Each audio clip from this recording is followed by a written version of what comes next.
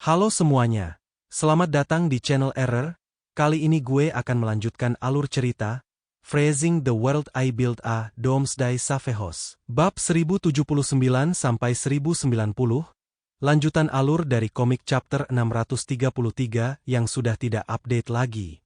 Zhu Zheng masih bersikeras, tapi dia hanya seorang anak kecil. Zhang Yi menatapnya dengan tenang sambil tersenyum. Tetapi tatapan matanya tak tertahankan. Peluru yang ditembakkan dari pistol anak-anak dapat membunuh sama banyaknya dengan peluru yang ditembakkan dari pistol orang dewasa. Jangan khawatir, kita hanya berlatih tanding. Aku tidak akan menggunakan kekerasan. Meskipun nada bicara Zhang Yi lembut, dia tidak memberi Zhu Zheng ruang untuk bernegosiasi. Jika Zhu Zheng menolak, dia tidak akan bisa mendapatkan kepercayaan Zhang Yi, dan dasar kepercayaan bersama mereka akan runtuh. Tak berdaya, Zhu Zheng hanya bisa mengangguk dan setuju. Tapi kau harus berjanji untuk tidak menyakitinya. Tentu saja, aku tidak akan menindas anak-anak. Zhang Yi berjanji. Tentu saja dia tidak akan menyakiti Zhu Yu. Dia hanya akan membunuh gadis itu secara langsung ketika dia merasa gadis itu merupakan ancaman baginya. Zhu Zheng sangat tidak berdaya, ia hanya bisa meminta Li Lingsui untuk memberitahu Zhu Yu tentang keputusannya. Li Lingsui berjalan ke sisi Zhu Yu dan berkata padanya sambil tersenyum. Xiao Zhuyu, paman ini ingin bermain denganmu. Permainannya seperti dot gebal. Kau harus menghindari semua serangannya, lalu gunakan kemampuanmu untuk memukulnya agar menang. Zhu Yu bingung dan tidak tahu apa itu bertarung. Hal-hal ini diajarkan kepadanya oleh Li Lingsui dan orang lain yang berspesialisasi dalam mengajarinya bertarung. Baginya, ini hanya permainan. Di bahu Zhang Yi, monster bermata bunga itu menatap gadis itu dengan aneh. Zhang Yi menyentuh kepalanya. Jika terjadi kecelakaan di sini, Hua-Hua akan menyelesaikan semua ancaman sesegera mungkin.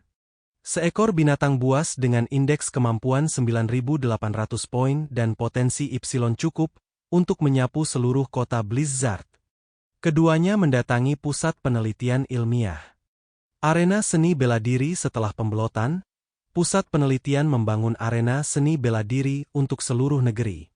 Bahan khusus yang digunakan di sini dapat menahan energi mutan tingkat Y saat mereka berlatih. Zhang Yi dan Zhu Yu berdiri berhadap-hadapan.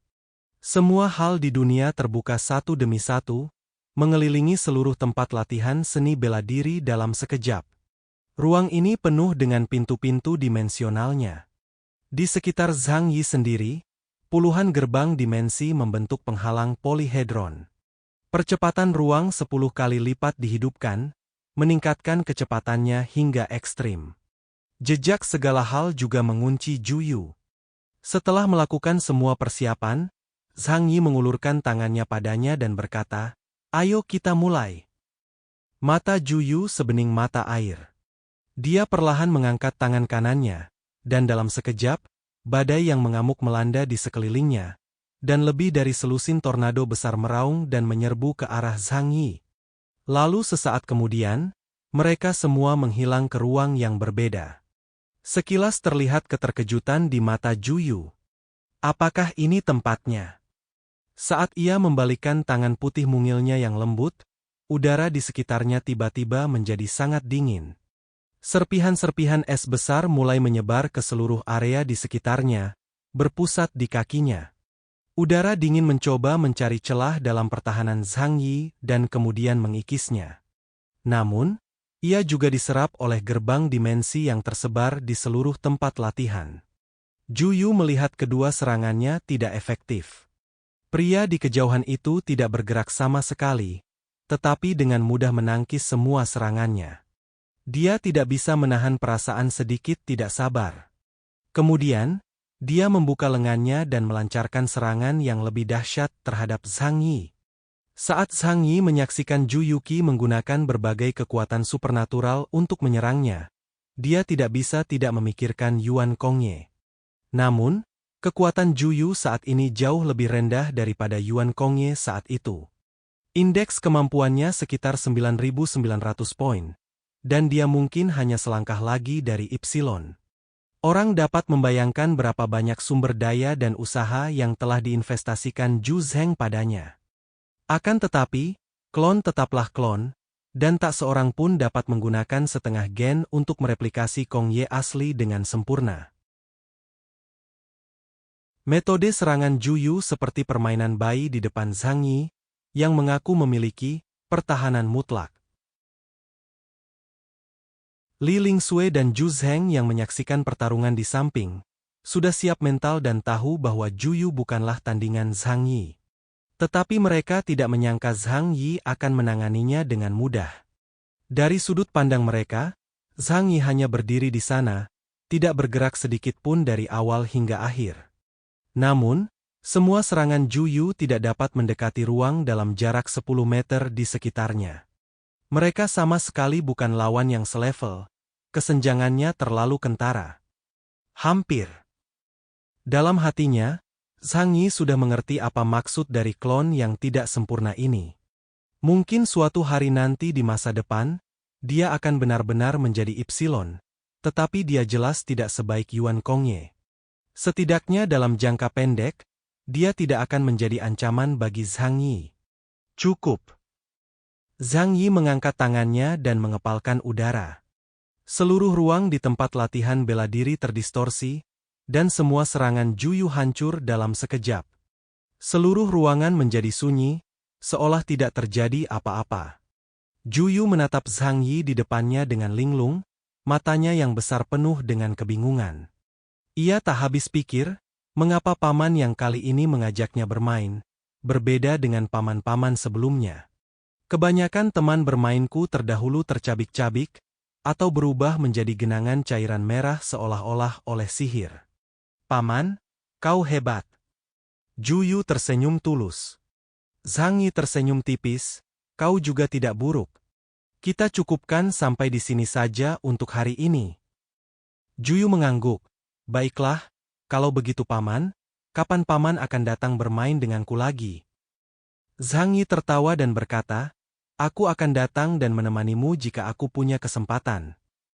Dia memasukkan tangannya ke dalam saku dan melangkah mundur dari tempat latihan. Cara Zhu Zheng dan Li Lingsue memandangnya berubah. Zhu Zheng merasa kagum, sementara Li Lingsue tampak seperti sedang melihat binatang langka. Kapten Keyes, bisakah kau bekerja sama dengan penelitianku? Aku ingin melihat seperti apa urutan genetikmu sekarang. Li Lingsue berkata kepada Zhang Yi dengan sungguh-sungguh. Mendengar ini, Zhu Zheng segera menegur, Profesor Li. Ini sangat kasar. Li Lingsue baru menyadari bahwa dia terlalu tiba-tiba, tetapi sebagai peneliti ilmiah, dia benar-benar ingin tahu sejauh mana evolusi manusia dapat berlangsung. Maaf, Keyes. Tapi kalau kau bersedia bekerja sama denganku dalam penelitianku, kurasa kita akan punya kesempatan untuk mengungkap rahasia evolusi manusia. Li Lingsue masih terlihat sangat serius. Zhang Yi tersenyum dan melambaikan tangannya. Maaf, tapi aku tidak tertarik sama sekali. Zhu Zheng berkata kepada Zhang Yi dengan sedikit penyesalan di wajahnya. Dia hanya selangkah lagi, tapi dia tidak bisa melewati langkah itu apapun yang terjadi. Epsilon, ini benar-benar bergantung pada bakat. Memang sulit untuk mencapainya. Zhang Yi bertanya dengan nada bercanda. Jadi kau membiarkan Jingwei mengikutiku dan mencoba mendapatkan esensi dewa dariku.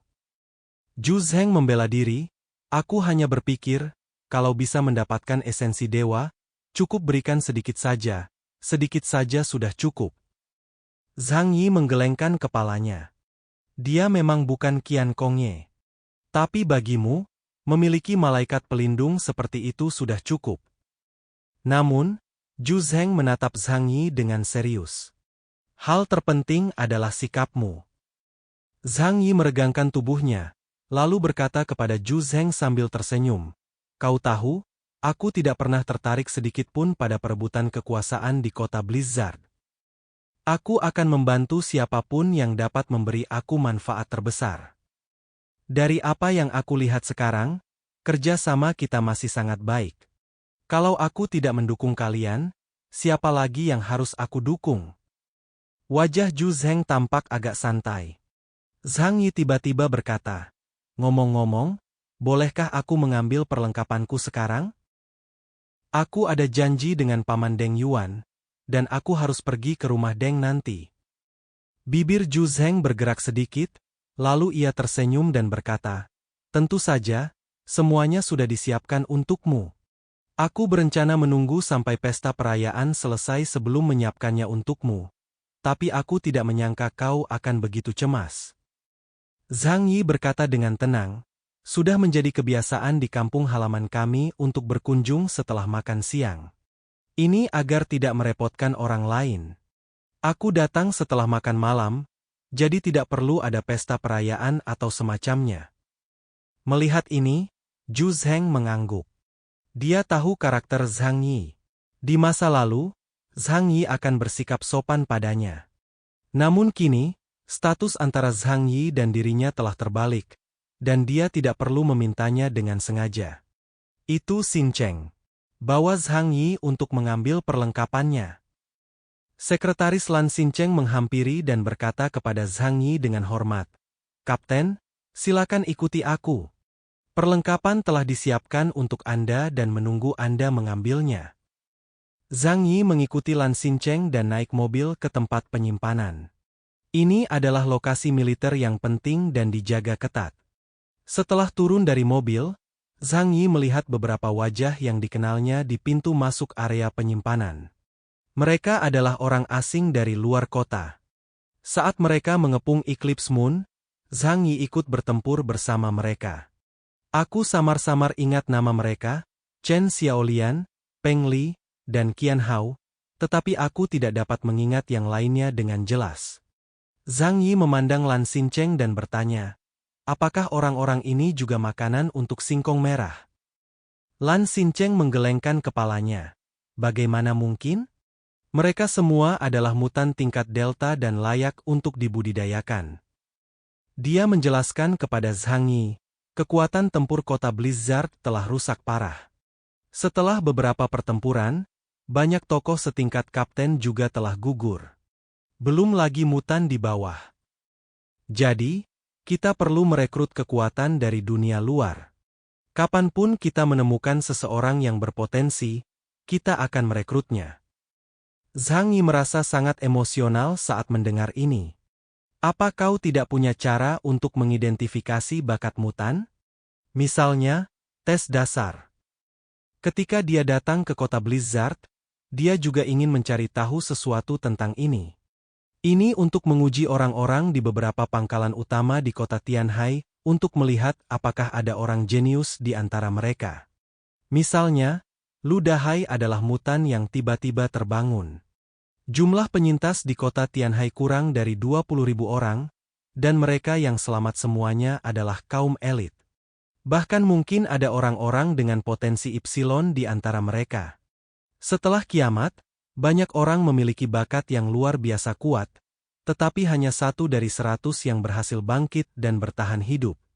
Ada bole di dunia, dan ada ribuan kuda di masa depan. Ada banyak kuda yang bagus, tetapi sedikit pelatih kuda yang bagus. Banyak sekali orang yang memiliki bakat luar biasa yang meninggal di akhirat sebelum mereka sempat memperlihatkan bakatnya. Lan Xin Cheng menggelengkan kepalanya. Kiamat baru terjadi sekitar 1 tahun, dan berbagai teknologi masih berkembang dan belum cukup matang. Jadi, kita belum bisa mengidentifikasinya.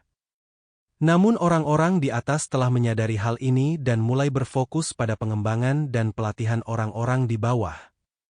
Zhang Yi mencibir dalam hatinya. Setelah kiamat, 90% dari puluhan juta penduduk kota Jinling akhirnya diusir dari kota Blizzard. Berapa banyak dari Delta tersebut, dan bahkan Epsilon, yang terkubur dan mati? Zhang Yi yakin pasti ada banyak orang seperti itu. Sama seperti dia, jika dia tidak begitu berhati-hati dan menghadapi berbagai bahaya, dia mungkin sudah lama meninggal. Namun kini Zhu Zheng pun menyadari masalah ini dan mulai memperbaikinya. Mungkin di masa depan, mutan yang kuat akan muncul dalam jumlah besar karena perhatian dari atas. Zhang Yi keluar dari mobil. Chen Xiaolian dan yang lainnya memimpin tim berpatroli. Kini setelah tiba di kota Blizzard, mereka sudah menjadi perwira militer tingkat menengah. Ketika mereka melihat Zhang Yi, mata beberapa orang berbinar. Tetapi kemudian mereka teringat identitas Zhang Yi dan memberi hormat dengan kagum. Zhang Yi mengangguk kepada mereka, sebagai salam kepada kenalan lama. Chen Xiaolian dan Peng Li sangat gembira. Setelah Zhang Yi berjalan mendekat, mereka saling tersenyum. Orang besar seperti Zhang Yi ternyata masih ingat. Mereka semua merasa sangat bangga. Lan Cheng meminta seseorang untuk membuka gudang besar. Luas gudang ini tidak kalah dari gudang supermarket raksasa yang dikosongkan oleh Zhang Yi. Di dalamnya terdapat berbagai macam perlengkapan, juga sejumlah besar senjata dan peralatan, bahkan senjata berat. Tentu saja, senjata-senjata ini pada dasarnya telah dihilangkan di militer. Bukan karena tidak cukup kuat, tetapi karena terlalu besar dan berat untuk digunakan di zaman es. Paling banter, ia dapat digunakan sebagai senjata pertahanan kota, yang sebenarnya dapat mengerahkan kekuatan besar. Berikan mereka pada Zhang Yi, dan mereka akan mampu mengerahkan efektivitas terbesarnya. Zhang Yi mengangkat tangannya tanpa ragu-ragu, dan Shen Luo Wanxiang langsung mengumpulkan semua perbekalan ke ruang asing dan menyimpannya di suatu tempat di 3000 dunia. Lan Xincheng berkata, kami perlu menyiapkan gambar teknis senjata laser dan material yang Anda butuhkan, serta obat-obatan dasar. Kami akan mengirimkannya nanti. Zhang Yi mengangguk dan berkata, aku harus pergi ke rumah Deng. Tolong suruh seseorang menunggu di stasiun kereta bawah tanah. Aku akan mengambilnya nanti. Ya, Kapten Keyes. Sebangga apapun Lan Xincheng, dia sekarang benar-benar mengesampingkan kesombongannya di depan Zhang Yi. Zhang Yi naik mobil ke Taman Deng. Pergi ke rumah Deng sebenarnya hanya tindakan biasa untuk memperingatkan Zhu Zheng. Dia bisa bekerja sama dengan kekuatan manapun di kota Blizzard kapan saja. Jika Zhu Zheng mengkhianati Zhang Yi suatu hari nanti, Zhang Yi akan memiliki kemampuan untuk mendukung kekuatan lain untuk berkuasa. Namun, dia tidak pernah menyangka bahwa setelah dia datang ke Deng Jiayu, dia bertemu dengan Deng Yuanbo dan Deng Shentong dan memperoleh beberapa keuntungan yang tidak terduga. Keduanya menerima Zhang Yi, dan Deng Yuanbo berinisiatif berbicara kepada Zhang Yi tentang jurang lembah kabut. Kudengar kau melepaskan iblis di lembah kabut. Ketika Zhang Yi mendengar ini, tangannya yang memegang cangkir teh berhenti di udara. Setan? Bagaimana kau mengatakannya? Zhang Yi bertanya dengan tenang. Deng Yuanbo tidak akan menyebutkan masalah ini tanpa alasan. Pasti ada alasan lain. Deng Yuanbo tersenyum tipis. Keluarga Deng kami punya beberapa koneksi di Shengjing. Jadi kami juga tahu sedikit tentang Aisol. Sejujurnya, kami lebih tahu tentang tempat itu daripada wilayahnya. Ketika Zhang Yi mendengar Deng Yuanbo menyebutkan pegunungan Qinling, dia langsung tertarik. Dia segera meminta saran Deng Yuanbo. Deng Yuanbo pun tak menyembunyikannya. Ia selalu ingin lebih dekat dengan Zhang Yi. Jadi wajar saja ia menceritakan semua yang ia ketahui. Ada hal-hal yang sangat mengerikan di bawah pegunungan Qinling. Untuk mendapatkan sumber suci, distrik Shengjing mengerahkan hampir seluruh pasukannya, termasuk para mutan tingkat atas dan puluhan ribu pengawal Longming. Mereka membutuhkan waktu 3 bulan untuk mendapatkan sumber suci dari bawah tanah di pegunungan Qinling. Konon, mereka juga menderita kerugian yang sangat besar saat itu. Dan sampai sekarang, itu masih merupakan area terlarang, dijaga ketat, dan bahkan di distrik Shengjing, ada lebih dari selusin Icon Reaper yang mengincar tempat itu. Zhang Yi mengerutkan kening dalam-dalam saat mendengar ini. Dia teringat pada makhluk misterius yang muncul di lembah kabut Pulau Bintang. Kekuatannya yang dahsyat begitu mengerikan sehingga Zhang Yi, Xuanwu dan Katiles menjadi lemah seperti bayi di hadapannya. Xuanwu langsung digulingkan, dan pasukan gabungan yang dipimpin Columbia juga hancur setengahnya. Jika orang aneh berbaju besi hitam itu tidak menolak meninggalkan daerah sekitar lembah kabut, kemungkinan besar semua orang yang hadir kecuali Zhang Yimou akan kesulitan melarikan diri. Zhang Yi mengerutkan kening dan menatap Deng Yuanbo. Apa sebenarnya yang ada di bawah pegunungan Qinling? Deng Yuanbo menggelengkan kepalanya tanpa daya. Ini melibatkan rahasia inti, dan bahkan saluran informasi aku tidak dapat mengungkapkannya. Komandan Shengjing, Qin Qigong, telah mengeluarkan perintah bungkam secara pribadi. Semua yang terlibat dalam operasi ini tidak boleh mengungkapkan sepatah kata pun. Zhang Yi samar-samar merasa bahwa pegunungan Qinling dan jurang lembah berkabut pasti memiliki kesamaan. Dewa alam semesta yang muncul secara tiba-tiba pasti mempunyai alasan atas kemunculannya. Jika pegunungan Qinling benar-benar berbahaya, mengapa tidak ditutup saja? Di bawah kekuasaan Dewa Kematian, aku yakin tidak ada makhluk berbasis karbon di dunia ini yang bisa bertahan hidup. Zhang Yi berkata dengan ringan. Meskipun ia kini telah mencapai wilayah Ipsilon, ia masih menaruh hormat yang amat besar terhadap senjata terkuat di dunia. Bahkan dia tidak dapat menahan serangan malaikat maut Aiki berkekuatan tinggi yang dapat menghancurkan kota besar dengan satu serangan, dan hanya bisa melarikan diri. Senyum misterius muncul di wajah halus Deng Yuanbo. Karena kau tidak ingin menghancurkannya, pastilah ada banyak manfaat jika menyimpannya. Konon, alasan distrik Shengjing mampu memanfaatkan wilayah Mutan untuk menekan 5 distrik lainnya dengan kuat pasca kiamat, adalah karena hal itu berkaitan erat dengan rahasia di bawah pegunungan Qinling. Pikiran Zhang Yi sedikit kacau.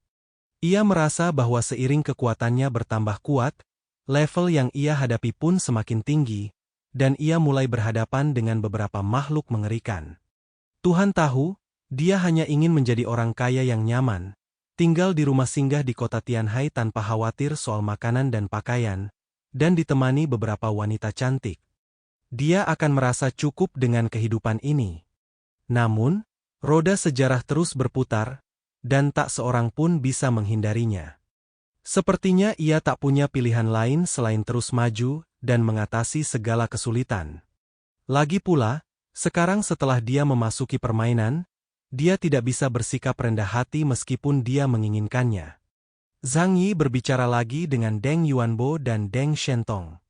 Tentu saja, ketika berbicara satu sama lain, mereka harus mencoba untuk memenangkan hati Zhang Yi. Zhang Yi bertukar beberapa patah kata sopan dengan mereka. Ia tidak menolak, tetapi juga tidak menerimanya dengan antusias. Semakin banyak teman berarti semakin banyak jalan. Dia tidak akan menaruh semua telurnya dalam satu keranjang.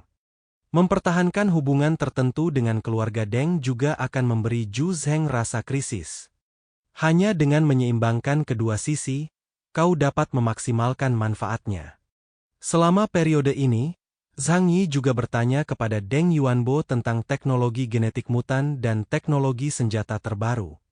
Di bidang teknologi, Deng S Technology selalu menjadi yang terbaik di Jiangnan. Deng Yuanbo sendiri sangat akrab dengan hal ini. Dia menjelaskan kepada Zhang Yi, dengan munculnya sejumlah besar mutan, kami juga memperoleh sampel eksperimen yang sangat besar untuk mempelajari cara meningkatkan kekuatan mutan dengan cepat. Begini saja, ada batasan yang sangat besar antara setiap tingkatan inhuman. Batas itu ada di tingkat genetik, dan kita belum bisa mengubahnya. Mungkin kita hanya bisa memiliki kesempatan dengan bantuan zat-zat khusus seperti esensi dewa. Namun, teknologi kami terus ditingkatkan untuk memungkinkan mutan pada tingkat tertentu meningkatkan kemampuan mereka. Tapi kekuatan super dan kemampuan super itu berbeda. Hanya mereka yang berbakat yang layak dikembangkan. Zhang Yi mengangguk. Apa yang dikatakan Deng Yuanbo sangat masuk akal. Ini seperti jika kau memberi Fatisu kemampuan Li Changqing, maka evaluasi indeks kemampuan komprehensif Fatisu mungkin tidak mencapai 7.000. Alasannya sederhana. Jika kau memberikan kemampuan bertarung jarak dekat kepada seorang pengecut, ia tidak akan pernah bisa mengembangkan kemampuannya secara maksimal. Energi asing itu adalah air, dan asing itu adalah toples. Toples harus cukup besar dan kuat untuk menampung lebih banyak air. Ketika Deng Yuanbo membicarakan hal ini, dia tiba-tiba menatap Zhang Yi dengan tatapan berapi-api di matanya. Zhang Yi, bukankah kau mendapatkan esensi dewa? Aku ingin tahu apakah kau masih menyimpan pecahannya. Kalau masih ada, kuharap kau bisa memberiku sedikit. Aku ingin mempelajarinya. Untuk melihat isinya. Zhang Yi tersenyum getir, menggelengkan kepala, dan berkata, Paman Deng, menurutmu aku akan menyimpan benda itu? Aku sudah menghabiskannya saat aku mendapatkannya. Ekspresi penyesalan melintas di wajah Deng Yuanbo. Yah, itu benar. Lagi pula, tidak ada mutan yang bisa menahan godaan seperti ini, jadi siapa yang masih punya? Zhang Yi merasa waktunya telah habis, jadi dia berdiri dan mengucapkan selamat tinggal. Zhang Yi, tunggu sebentar. Aku sudah menyiapkan hadiah kecil untukmu. Ini bukan tanda hormat, kuharap kau mau menerimanya. Deng Yuanbo meminta kepala pelayannya Lian Cheng untuk membawakan barang-barang itu. Lian Cheng membawa sebuah kotak berat dan memberikannya kepada Zhang Yi. Apa ini? Zhang Yi bertanya dengan rasa ingin tahu. Deng Yuanbo tersenyum dan berkata, buka dan lihatlah. Zhang Yi diam-diam berhati-hati dan pertama-tama menggunakan kemampuan melacak semua hal untuk menguncinya. Setelah penyelidikan tersebut, mereka menemukan sekitar 1000 peluru dan sebuah blue chip di dalamnya. Peluru? Wafer. Zhang Yi bingung, tetapi dia tetap membuka kotak itu. Peluru itu semuanya berwarna abu-abu keperakan, memantulkan kilau misterius di permukaannya, dan tekstur materialnya tampak agak familiar. Zhang Yi mengulurkan tangan dan mengambil satu. Baru kemudian dia menyadari benda apa ini. Adamantium. Logam ini sangat mahal dan bahkan semakin langka setelah kiamat. Hanya tim investigasi dan petugas Yanyunwei yang dapat mengajukan permohonan untuk menggunakannya untuk membuat senjata. Dan sekarang, keluarga Deng begitu boros hingga mereka menggunakannya untuk membuat peluru? Deng Shentong datang, mengambil peluru dan menjelaskan kepada Zhang Yi. Peluru ini disiapkan untukmu. Tidak ada orang lain yang memenuhi syarat untuk menggunakannya. Dengan kekuatanmu saat ini, peluru biasa tak lagi mampu menahan kekuatanmu. Tapi adamantium berbeda. Ketangguhannya adalah yang tertinggi di antara semua zat yang dikenal. Zhang Yi sangat puas dengan hadiah ini. Sekarang dia benar-benar perlu meningkatkan senjatanya. Peluru ini bernilai mahal, namun tepat mengenai dia. Deng Shentong terus menjelaskan beberapa prinsip peluru. Misalnya, untuk memudahkan pelepasan, bahan peluru dan selongsongnya berbeda, dan bubuk mesiu yang digunakan juga dibuat khusus. Itu bahkan bukan lagi bubuk mesiu, tetapi sejenis propelan khusus. Deng Shentong mengambil peluru, lalu mengaktifkan kekuatan supernaturalnya, dan cahaya lembut mengalir ke dalam peluru. Peluru biasa digerakkan oleh bubuk mesiu, tetapi peluru khusus ini terbuat dari bahan yang dapat menyerap kekuatan supernatural. Dengan kata lain, ketika kau menggunakan peluru jenis ini, kekuatan peluru yang kau tembakkan bergantung pada kekuatan kemampuanmu. Zhang Yi sangat terkejut. Bukankah peluru jenis ini yang dia butuhkan? Deng Shentong lalu menunjuk kristal biru. Metode sintesis paduan adamantium dan metode pembuatan peluru khusus ini telah dimasukkan ke dalam kristal ini. Dengan kemampuanmu, aku yakin kau akan mampu berproduksi sendiri di masa depan. Zhang Yi sangat gembira. Hadiah yang diterimanya dari keluarga Deng sama sekali tidak kalah dengan perlengkapan yang diberikan Zhu Zheng kepadanya. Bukankah hadiah ini agak terlalu mahal? Zhang Yi berkata sambil tersenyum. Deng Yuanbo dan Deng Shentong juga tertawa. Untuk bisa mendapatkan persahabatan dengan mutan setingkat Epsilon, hadiah ini sungguh berharga. Ini adalah sebuah bantuan. Jika suatu hari nanti, saat keluarga Deng membutuhkan bantuan Zhang Yi akan membantu karena jasa-jasa yang telah dikumpulkannya selama ini. Keluarga Deng berbisnis dan tahu cara berinvestasi pada orang-orang yang berharga. Zhang Yi memikirkannya dan tiba-tiba berkata, Teknologi senjata semacam ini juga harus dimiliki oleh para pemimpin puncak Khan. Zhu Zheng berjanji kepadanya bahwa dia juga akan memberinya salinan metode teknis ini. Deng Yuanbo merenung sejenak dan berkata terus terang, mereka memang memiliki beberapa teknologi serupa. Teknologi yang mereka gunakan sangat canggih, tetapi memiliki banyak keterbatasan. Teknologi ini disebut teknologi senjata laser penyimpan energi. Dibandingkan dengan peluru fisik, metodenya adalah mengisi daya dan kemudian menembakkan sinar partikel berenergi tinggi. Sulit untuk mengatakan metode mana yang lebih baik atau lebih buruk. Kuncinya adalah melihat konteks penggunaannya. Hati Zhang Yi tiba-tiba menjadi jernih. Misalnya, zat penghancur sihir dari Origin Bullet bisa ditempelkan pada pelurunya.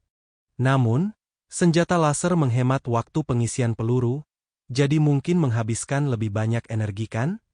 Dia telah melihat kedua metode ini digunakan oleh anak bernama Bichu. Deng Yuanbo mengangguk, benar. Zhang Yi memutuskan bahwa akan lebih baik untuk menambahkan kedua sistem ini ke senjata api. Tetapi yang terbaik tentu saja peluru adamantium yang mahal. Zhang Yi tidak sopan dan mengambil barang-barang itu. Dia hendak pergi, dan ketika dia keluar, dia melihat beberapa kendaraan militer terparkir di luar. Tubuh besar Baili Changqing bersandar di bagian depan mobil, dengan rokok kuning mahal di mulutnya. Anggota tim Tengu lainnya juga ada di dekatnya, dan tampaknya mereka sedang menunggu Zhang Yi keluar. Zhang Yi tersenyum. Awalnya dia berencana bertemu Changqing dan minum-minum dengannya. Aku tidak menyangka seluruh tim Tengu akan datang. Terkadang kita perlu memberitahu Lao Ju bahwa tim sialan ini harus dibubarkan. Zhang Yi menggumamkan sesuatu di mulutnya. Dia tidak suka mengatur orang, dan kini dari sudut pandang manapun, kekuatan para pemain ini memang agak merepotkan. Dan jika ia membutuhkan orang-orang berbakat secara teknis, di shelternya tidak ada kekurangan orang seperti itu. Kau! Zhang Yi berjalan keluar pintu dan melambaikan tangan kepada mereka. Sekelompok orang segera berkumpul dengan gembira. Kapten! Mata mereka dipenuhi kekaguman, dan mereka segera mengepung Zhang Yi. Tatapan mata Zhang Yi menyapu wajah mereka dan akhirnya tertuju pada wajah tua Baili Changqing yang jujur. Kalian semua di sini? Nggak perlu latihan. Baili Changqing menggaruk bagian belakang kepalanya dan berkata sambil tersenyum tipis. Kapten, latihan tidak penting hari ini. Tapi tidak mudah bertemu denganmu. Kau tidak tahu betapa semua orang ingin melihatmu.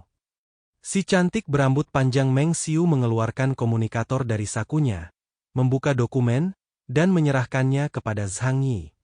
Kapten, bisakah kau menandatangani ini untukku? Keponakanku sangat menyukaimu sehingga dia bersikeras agar aku meminta salinannya. Zhang Yi menggelengkan kepalanya tanpa daya. Kau tidak mencoba menipuku dengan melakukan ini kan? Semua orang tertawa terbahak-bahak. Zhang Yi tentu saja bercanda. Melihat Meng Xiu tersipu, ia mengulurkan jarinya dan menandatangani nama Keyes untuknya. Yah, tulisan tangannya tampak agak jelek. Tetapi dia tidak menyentuh pena selama lebih dari 10 tahun. Jadi tidak ada yang bisa dia lakukan untuk mengubahnya. Hal yang paling dikuasai Ru adalah menulis kursif. Kapten, kami sudah menyiapkan jamuan penyambutan untukmu. Bagaimana kalau kita minum-minum bersama? Baili Changqing berkata kepada Zhang Yi dengan ekspresi tulus. Zhang Yi tersenyum tipis. Minum beberapa gelas saja boleh. Tapi mungkin kurang tepat hari ini. Zhu Shuai ingin mengadakan pesta perayaan untukku, tapi aku menolak. Kalau aku pergi minum-minum dengan kalian, bukankah itu tamparan di wajahnya? Ketika semua orang mendengar ini, ekspresi mereka menjadi agak menyesal. Zhang Yi adalah petarung terbaik di wilayah Jiangnan dan pahlawan di mata semua orang. Perbuatan heroiknya dilaporkan dalam laporan harian di kota Blizzard, dan hampir semua orang dapat menghafalnya. Pahlawan terbaik di dunia, pemimpin dengan kebijaksanaan luar biasa, pelopor persatuan dan persahabatan, orang suci berkemauan keras dan berjiwa luhur. Dia adalah kebanggaan wilayah Jiangnan kami, santo pelindung mereka yang selamat dari kiamat, dan kapten tim investigasi yang tak kenal takut dan tanpa pamrih, Keyes. Hubungan Zhang Yi dengan sebagian besar tim Tengu sebenarnya hanya rata-rata. Hanya hubungannya dengan Baiki Changqing yang sedikit lebih baik. Dia terlalu malas membuang-buang tenaganya untuk berurusan dengan masyarakat yang tidak berguna. Saat ia masih seorang pria kecil yang tidak dikenal, hanya sedikit orang yang mengaguminya. Sekarang aku lihat dia sudah menjadi orang besar, orang kuat yang ditakuti semua orang, dan semua orang bertindak seperti penggemar, berusaha sekuat tenaga untuk menghubunginya. Tidak peduli siapapun itu, selama mereka bisa dekat dengan Zhang Yi, masa depan mereka di kota Blizzard akan menjadi lebih baik. Tapi siapa Zhang Yi? Ia tidak akan tersanjung dengan pujian orang lain, dan tidak akan membuang-buang waktunya untuk orang yang tidak penting. Maka dia melangkah keluar dari kerumunan dan berkata kepada Baili Changqing, "Ayo, aku ingin bicara denganmu berdua saja." Semua orang memperlihatkan ekspresi kecewa di wajah mereka, tetapi karena Zhang Yi telah berbicara, mereka tidak punya keberanian untuk mengikutinya. Baili Changqing terkekeh, masuk ke mobil, dan pergi bersama Zhang Yi. Keduanya pergi ke tempat lama mereka, Password Bar. Kembalinya dia menimbulkan sensasi di seluruh bar. Manajer bar datang sendiri untuk menjamu Zhang Yi, tetapi saat ia hendak membayar tagihan untuk Zhang Yi membuang kartu poinnya. "Aku akan membayar semua biaya di sini hari ini." Mendengar hal ini, manajer bar tersenyum penuh arti, dan tak lama kemudian suara pengeras suara memenuhi setiap sudut bar. "Semua biaya di sini akan dibayar oleh Kapten Keyes tercinta kita." Zhang Yi memikirkannya, lalu berbalik dan berkata kepada manajer, "Jika melebihi 10 juta, beritahu mereka bahwa promosi telah berakhir." Senyum sang manajer membeku di wajahnya. Setelah beberapa saat, dia melihat ke arah pintu kotak yang ditutup Zhang Yi, dan mengangguk dengan serius. Seperti yang diharapkan dari Kapten Keyes, mentalitas hati-hati seperti itu merupakan prasyarat untuk menjadi kuat? "Tuan, aku mengerti." Zhang Yi mengobrol dengan Baili Changqing sebentar. Sebagian besar bertanya tentang situasi terkini di kota Blizzard dan menceritakan beberapa cerita tentang Star Island. Ternyata masalah ini merupakan rahasia besar. Tetapi Zhang Yi berpikir bahwa Zhu Zheng tidak akan berdebat dengannya untuk masalah sekecil itu. Setelah mendengarkan ini, Baiki Changqing merasa sedikit takut. "Untungnya, kau tidak membawaku ke sini sejak awal. Kalau tidak, aku akan menjadi umpan meriam." Baiki Changqing minum segelas anggur dan berkata dengan getir, "Siapakah yang mengira bahwa dia, sang wakil kapten, akan menjadi tokoh marginal dalam suatu pertempuran?" Zhang Yi menghiburnya. "Pertempuran tingkat ini adalah yang pertama sejak kiamat. Tidak akan terlalu banyak. Kau berada di wilayah Jiangnan, yang cukup untuk mendominasi wilayah ini." Setelah Zhang Yi dan Baili Changqing mengobrol sebentar, mereka meninggalkan bar dan berencana untuk kembali ke kota Blizzard. Bukannya dia tidak peduli dengan persahabatan teman-teman lamanya, tetapi seiring dia menjadi semakin kuat, jarak antara dia dan beberapa orang di sekitarnya juga semakin meningkat. Baili Changqing, persahabatannya terjalin di medan perang. Berbeda dengan teman-temannya yang pernah mengalami kesusahan bersamanya, melewati banyak badai, dan menemukan tempat berlindung bersamanya. Oleh karena itu, ketika jarak antara Baili Changqing dan dirinya semakin besar, jarak antara kedua orang itu pasti akan semakin melebar. Seperti rekan kerja yang dulu bekerja bersama. Sebaik apapun hubungan mereka, jarak akan perlahan muncul ketika salah satu dari mereka naik jabatan atau keluar. Zhang Yi tidak punya waktu untuk bersedih atas berlalunya waktu. Ia sudah lama terbiasa dengan suka dan duka di antara manusia. Sebelum dia pergi, Baiki Changqing tiba-tiba meneleponnya. "Zhang Yi Kapten." Zhang Yi menoleh dan menatapnya, memegang Baima Changqing di tangannya dan memberinya beberapa huang wan. Ada lagi." Baiki Changqing ragu sejenak sebelum berkata perlahan, tidak bisakah kau keluar dari pasukan Tengu? Aku tahu kekuatan kita saat ini hanya bisa menghalangi kalian. Tapi kalau tim ini dibubarkan, kita tidak tahu di mana kita akan ditempatkan. Tapi selama kau tetap diam, Zhu Shuai akan mempertahankan posisi kami demi dirimu.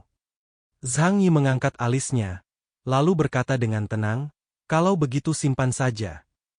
Baginya, bertahan atau tidak hanyalah masalah sepele. Paling banter, Anda bisa menjadi bos yang tidak ikut campur. Baili Changqing sangat gembira. Terima kasih, Kapten. Tanpa disadari, penghalang tebal telah tercipta di antara mereka. Zhang Yi meninggalkan bar, mengembuskan asap rokok panjang-panjang, lalu melempar puntung rokok ke tanah dan menginjaknya dengan kakinya. Ada mobil khusus yang menunggunya di luar, dan pengemudi datang dan membukakan pintu. Zhang Yi naik bus dan berkata dengan tenang, "Stasiun kereta bawah tanah dong." Lalu dia menelepon komunikator Fatih Su. "Sudah cukup bersenang-senangnya?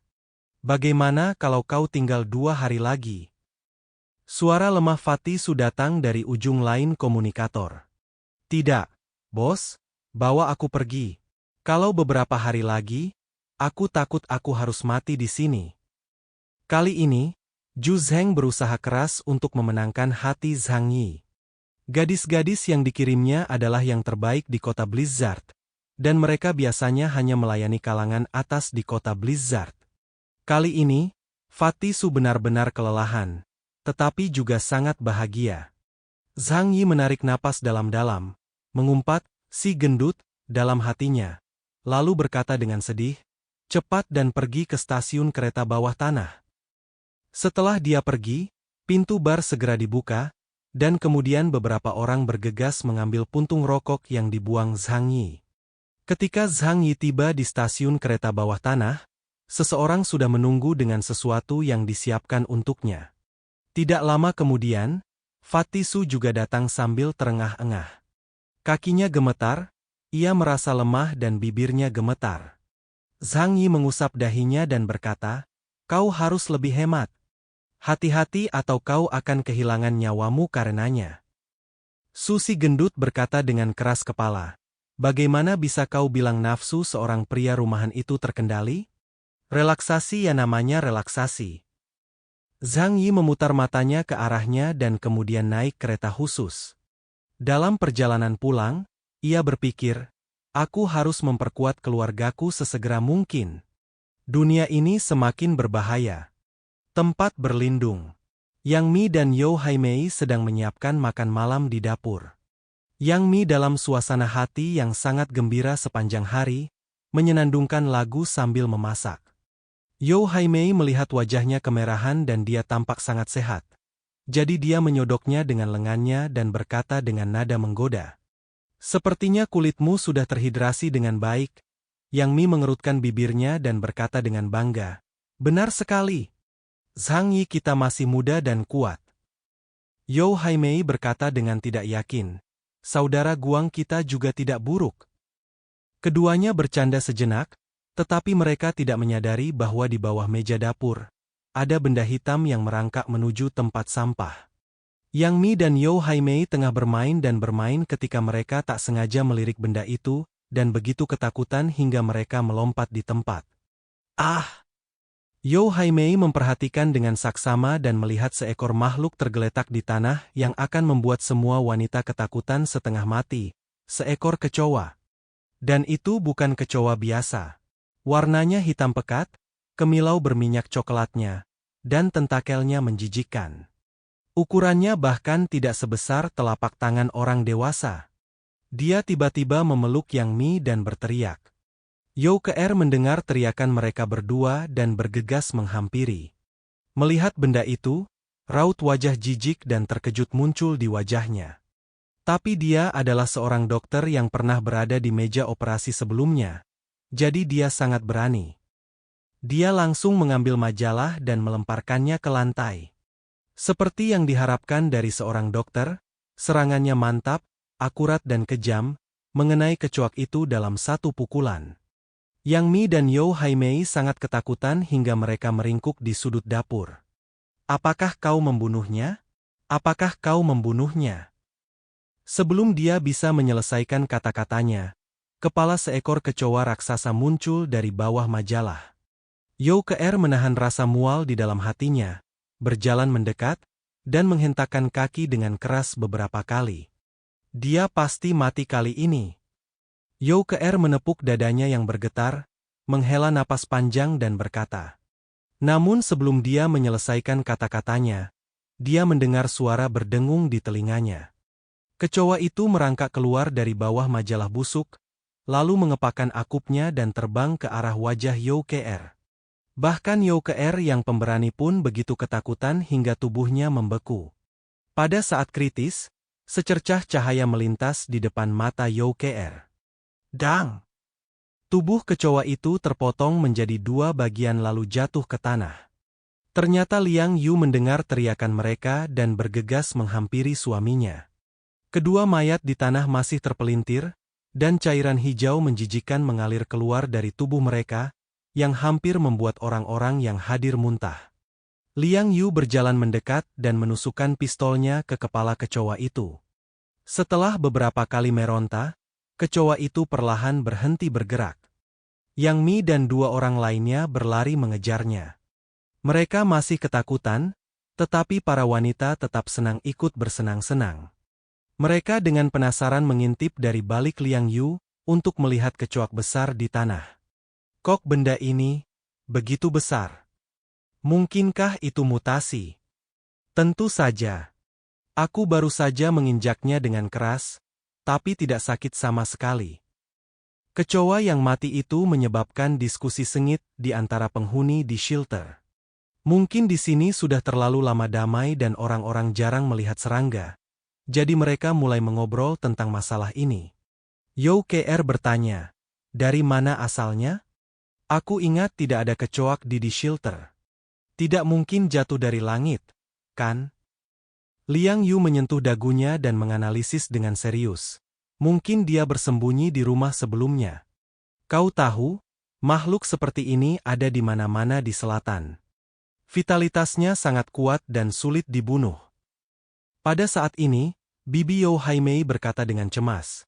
Ada pepatah yang mengatakan, jika Anda menemukan seekor kecoa di dalam sebuah ruangan, pasti ada 1000 kecoa lagi di kegelapan. Wajah beberapa wanita langsung berubah. Mereka merinding seluruh tubuh ketika mereka mengira bahwa begitu banyak makhluk itu berada di sudut-sudut gelap yang tidak mereka sadari, dan bahwa mereka bersama-sama dengan mereka siang dan malam. Tepat pada saat ini, Yang Sinsin masuk ke ruang tamu dari belakang dengan kursi roda elektrik. Meskipun kakinya telah pulih normal, tempat perlindungan itu terlalu besar dan kakinya yang lemah akan terasa sakit jika dia berjalan sebentar. Mustahil. Meskipun kakinya sudah sembuh, dia sudah bertahun-tahun tidak berolahraga dan masih suka menggunakan mesin untuk bergerak. Ada komputer di depan Yang Sinsin, dan dia sedang berkonsentrasi memproses beberapa data. Setelah mendengar percakapan mereka berdua, ia perlahan menjawab, tidak mungkin. Sistem pintar di rumah ini bisa memantau setiap sudut, dan juga dilengkapi sistem anti-serangga. Mungkin seseorang membawa serangga ini secara tidak sengaja saat mereka masuk atau keluar. Aku baru saja mengubah kode sistem dan memasukkan kecoak ke dalam daftar pembersihan. Selama sistem menemukannya, kecoak akan dihapus. Tidak perlu repot-repot. Kata-kata ini membuat beberapa orang saling berpandangan dengan bingung. Datang dari luar. Suhu di luar berfluktuasi sekitar -60 derajat sepanjang tahun, dan pada dasarnya tidak banyak hewan normal yang dapat bertahan hidup di lingkungan ini. Kecoa, serangga yang sangat dibenci dan menjijikkan. Apakah mereka benar-benar dapat bertahan hidup sampai sekarang? Mungkin mutan. Yang Sinsin berkata dengan tenang, kecoak memiliki kemampuan adaptasi yang sangat kuat terhadap lingkungan, dan kemampuan reproduksinya bahkan melebihi tikus. Oleh karena itu, tidak mengherankan jika mereka menghasilkan mutan. Dia berhenti sejenak, lalu berkata, karena populasinya sangat besar, jika ada cukup makanan, sejumlah besar mutan akan muncul. Youker mengerutkan kening, Lalu dia mengumpulkan keberaniannya dan mengulurkan tangan untuk mengambil kantong sampah berisi kecoak. Kalau begitu aku harus membawanya kembali dan mempelajarinya dengan saksama. Semua orang mengangguk, dan mereka semua setuju bahwa pendekatan YOKR lebih hati-hati. Namun tak seorang pun menanggapi masalah ini dengan serius. Lagi pula, mereka telah menyaksikan terlalu banyak perubahan sekarang. Dan kekuatan Zhang Yi juga telah ditingkatkan ke tingkat Epsilon. Mereka hanyalah serangga yang mengganggu dan tidak akan memberi dampak banyak pada kelangsungan hidup telur mereka. Kota Tianhai, Distrik Xishan. Dulunya tempat ini merupakan salah satu tempat terpadat di kota Tianhai. Tempat perlindungan terkuat setelah kiamat, Pangkalan Xishan, juga lahir. Akan tetapi, sejak dihancurkan sepenuhnya oleh Zhang Yi, tempat itu tidak lagi berpenghuni. Pangkalan besar itu telah lama terkubur di bawah es dan salju tebal, dan orang-orang tidak dapat menemukan pintu masuk berdebu dari gunung barat. Akan tetapi, daerah yang sunyi senyap tidak berarti tidak ada peluang penyelamatan. Hanya beberapa meter di bawah tanah, vitalitas yang kuat terus melonjak. Hantu-hantu hitam pekat berdesir dan merayap di padang rumput tandus yang penuh dengan reruntuhan dan tembok runtuh. Reruntuhan itu dipenuhi tulang-tulang kering yang telah dimakan habis. Kecoa ini memiliki lapisan minyak berwarna coklat di sekujur tubuhnya, dan ukurannya beberapa kali lebih besar daripada kecoa biasa. Bahkan di sudut-sudut sana, ada kecoak yang lebih mengerikan lagi yang berjongkok, dengan tubuh yang panjangnya puluhan sentimeter atau bahkan puluhan sentimeter. Mereka secara alami memiliki penampilan menjijikkan yang membuat manusia merasa mual, dan sekarang setelah mereka tumbuh besar, mereka bahkan lebih menyeramkan. Plop! Plop! Dalam kegelapan, beberapa mayat tergeletak di antara kecoak yang banyaknya sampai membuat kulit kepala geli. Wow! Dalam waktu kurang dari sedetik, seluruh reruntuhan menjadi kacau. Gelombang hitam besar muncul, dan kecoak yang tak terhitung jumlahnya mengepung dan dengan cepat melahap mayat-mayat itu. Beberapa kecoak besar terbang mendekat, dengan cepat menempati posisi terbaik, lalu membuka mulut ganas mereka dan mulai berpesta. Krak, krak, mereka adalah ras yang terlahir untuk mengejar makanan, dan mereka akan memakan apapun yang dapat membuat mereka tetap hidup. Termasuk orang-orang sepertimu sendiri. Kecoak besar tidak bisa memakan bangkai, jadi mereka mulai memakan kecoak kecil di sekitarnya. Kecoak kecil mulai memakan kecoak yang lebih kecil lagi. Pada saat ini, seluruh koloni kecoa tiba-tiba menjadi gelisah. Dari balik bayang-bayang yang pekat, seekor monster besar nan mengerikan perlahan merangkak keluar. Seekor kecoa mutan yang ukurannya lebih dari 2 meter. Ada cahaya menakutkan di matanya saat ia dengan santai melintasi gelombang besar kecoak, lalu menerkam dan menggigit kepala kecoa sepanjang 1 meter dalam satu gigitan. Menyemburkan cairan kuning kehijauan. Kecoa lainnya mengabaikan bahaya tersebut dan bergegas memakan apa saja yang bisa mereka makan. Tak lama kemudian, bangkai-bangkai itu dimakan habis, dan kemudian kecoa-kecoa itu, yang masih tidak mau makan sampai kenyang, mulai saling membunuh. Dalam bayangan, seorang pria menunjukkan senyum sinis. Ya, itu dia. Ayo kita saling makan dan saling bunuh. Hanya dengan cara ini kita dapat membesarkan serangga beracun yang paling kuat. Serangga beracun yang dibesarkan oleh kecoa mutan pastilah serangga beracun paling menarik yang pernah dilihat. Zhang Yi, hehehe, tunggu saja. Aku pasti akan memberimu kejutan besar sebagai balasan atas semua yang telah kau lakukan. Zhang Yi dan Fatisu kembali dari kota Blizzard. Dia memberikan teknologi senjata yang didapatnya dari kota Blizzard kepada Lu Keren, dan memintanya untuk membantu Zhang Yi menciptakan Thunder Strike dan White Owl. Lu Keren, seorang penggila mekanik, begitu gembira saat melihat teknologi senjata tercanggih di dunia sehingga ia bahkan tidak makan dan berlari ke studio untuk mulai meneliti. Zhang Yi kemudian memberikan obat genetik yang diperoleh kepada YOKR. KR, kau harus mempelajari obat-obatan ini dengan saksama. Saat ini, Kota Blizzard bergantung pada obat-obatan untuk meningkatkan kekuatan Inhumans. Tapi meskipun mereka bisa menggunakannya, kita harus berhati-hati. Lagi pula, mereka bisa mengabaikan kesehatan bawahan mereka dan bahkan memperpendek umur mereka demi mendapatkan kekuasaan. Tapi kita tidak perlu melakukan itu.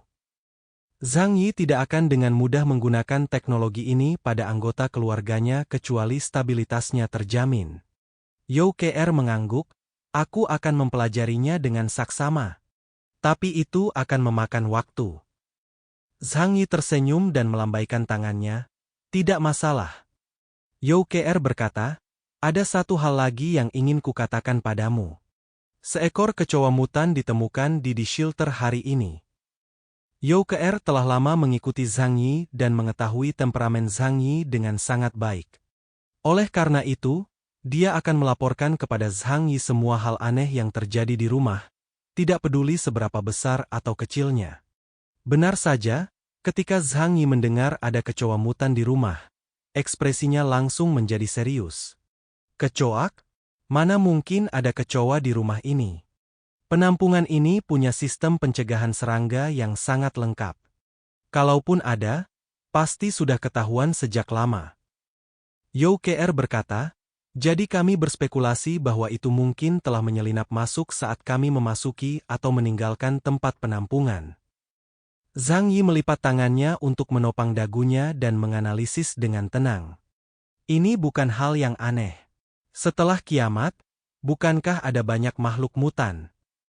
Hewan dan tumbuhan juga bermutasi dalam jumlah besar. Terutama yang berpopulasi besar dan memiliki kemampuan bertahan hidup yang kuat, merekalah yang paling mungkin bermutasi. Bagaimanapun, ini adalah salah satu ras paling ulet di dunia. Seekor kecoa kecil benar-benar membuat Zhang Yi begitu waspada. Anggota keluarga lainnya pun tak kuasa menahan diri untuk saling memandang dengan bingung. Mereka tidak berpikir sejauh itu. Fatih Su tertawa dan berkata, "Bos, kau sekarang sudah menjadi Ipsilon. Apa pengaruh beberapa kecoak terhadap Anda?" Zhang Yi mengangkat alisnya. "Bodoh, manusia dulu jauh lebih kuat daripada kecoak. Tapi bukankah mereka masih sakit kepala karena benda ini? Mungkin tidak ada bahayanya. Tapi kalau terlalu banyak, pasti akan membuatmu sakit." Yang Xin juga berkata, benda ini memakan segalanya dan bisa bertahan hidup di bawah tanah. Jadi, dia menatap Zhang Yi dan berkata, lebih dari 20 juta orang meninggal di kota Tianhai.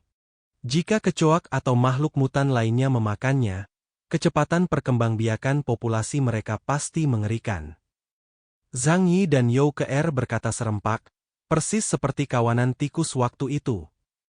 Saat itu baru permulaan kiamat dan sejumlah besar tikus telah bermutasi.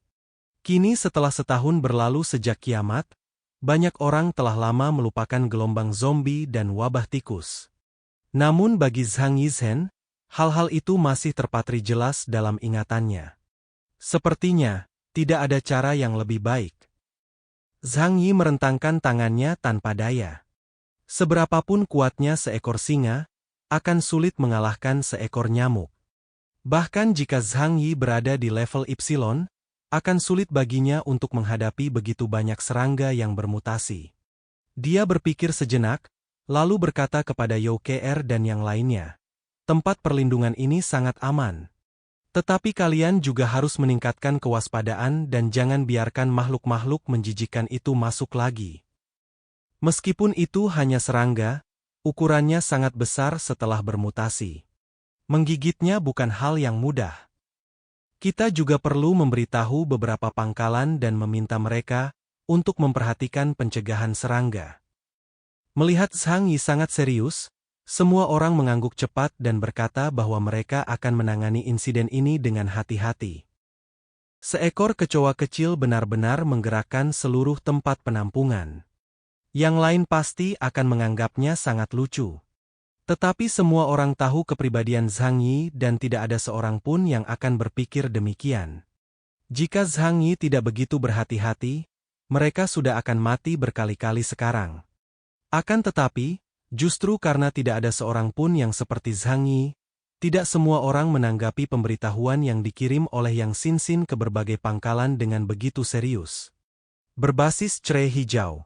Ketika Xing Tian menerima pesan dari Yang Xinxin, dia tidak terlalu memikirkannya dan langsung meminta orang-orang untuk melakukan apa yang dikatakan Yang Xinxin. Memperhatikan semua hewan di sekitar tempat penampungan, terutama untuk melihat apakah ada serangga yang bermutasi. Kampanye pembersihan juga dilakukan di seluruh tempat perlindungan bawah tanah untuk mencegah hama berkembang biak karena lingkungan yang keras. Xing Tian bukanlah orang yang sangat pintar, tetapi fakta bahwa ia dapat dengan jelas mengenali hal ini membuatnya lebih pintar daripada banyak orang pintar.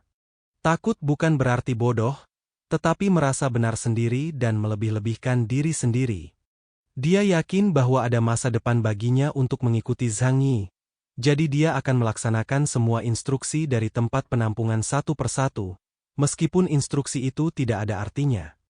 Di pangkalan Yangsheng, setelah menerima perintah, Xiao Honglian segera meminta Zhuge Qingting untuk membawa orang untuk melaksanakan misi. Namun, di pangkalan Chaoyu, Chen Jingguan mengerutkan kening dalam-dalam setelah menerima berita itu. Ada lebih banyak kegiatan luar ruangan yang dilakukan di pangkalan Chaoyu. Karena sumber makanan utama mereka adalah menangkap ikan di laut. Meskipun persediaan bahan bakar terbatas, tidak mungkin untuk sering memancing di laut.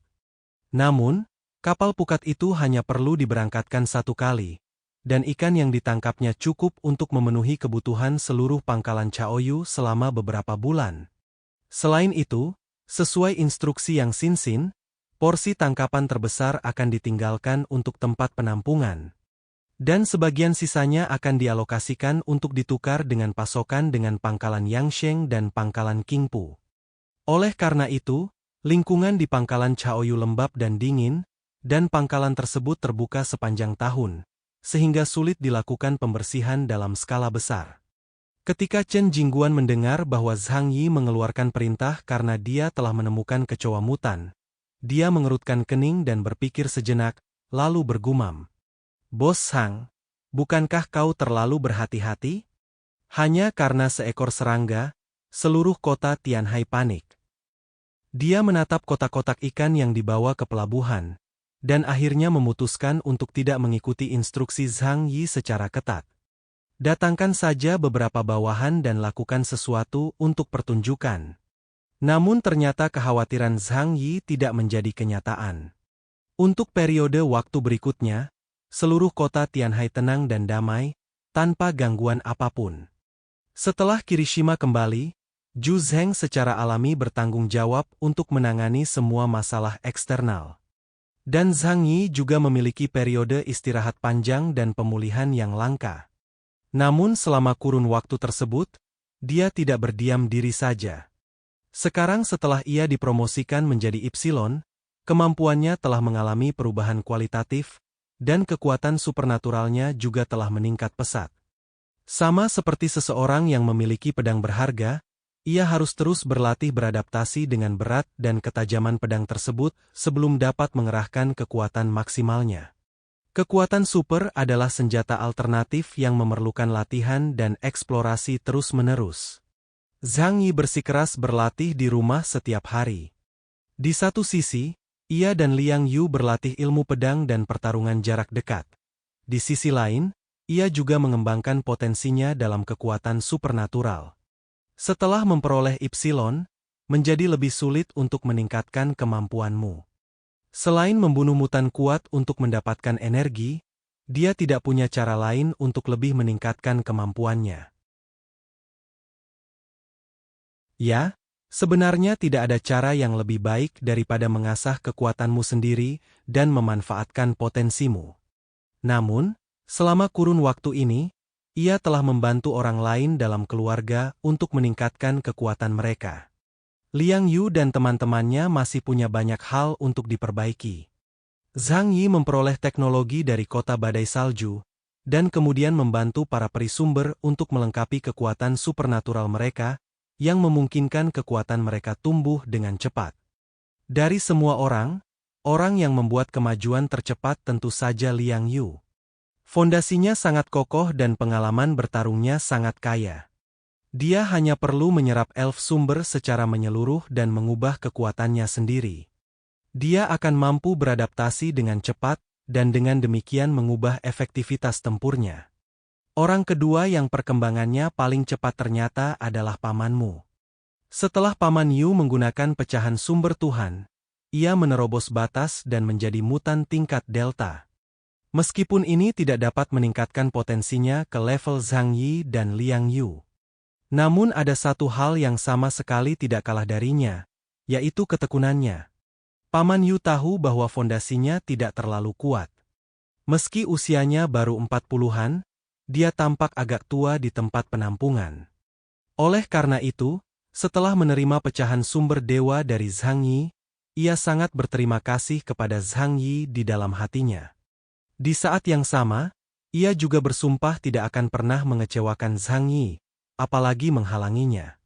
Oleh karena itu, Paman Yu berolahraga sangat keras setiap hari. Setelah berlatih selama beberapa bulan, Zhang Yi melihat kekuatan Paman Yu dan menghitung berdasarkan pengalamannya bahwa indeks kemampuan Paman Yu kini telah mencapai 7.000 poin yang mencengangkan. Di antara tim investigasi, dia sudah berada pada level anggota elit. Sebagai perbandingan, Fatih Su adalah pria yang jauh lebih malas. Dia gemuk dan tidak banyak bergerak, tetapi Paman Yu mengajaknya berlari di salju setiap hari untuk melatihnya, yang membuat Fatih Su sangat lelah. Setiap kali pulang latihan, aku berbaring di kamar dan megap-megap seperti lele. Namun, Zhang Yi tidak merasa kasihan padanya, malah meminta Paman Yu untuk meningkatkan intensitas latihannya. Indeks kemampuan adalah skor yang komprehensif. Kebugaran fisik, kemampuan, keterampilan, pemikiran tempur, DSB. Semuanya merupakan kriteria penilaian.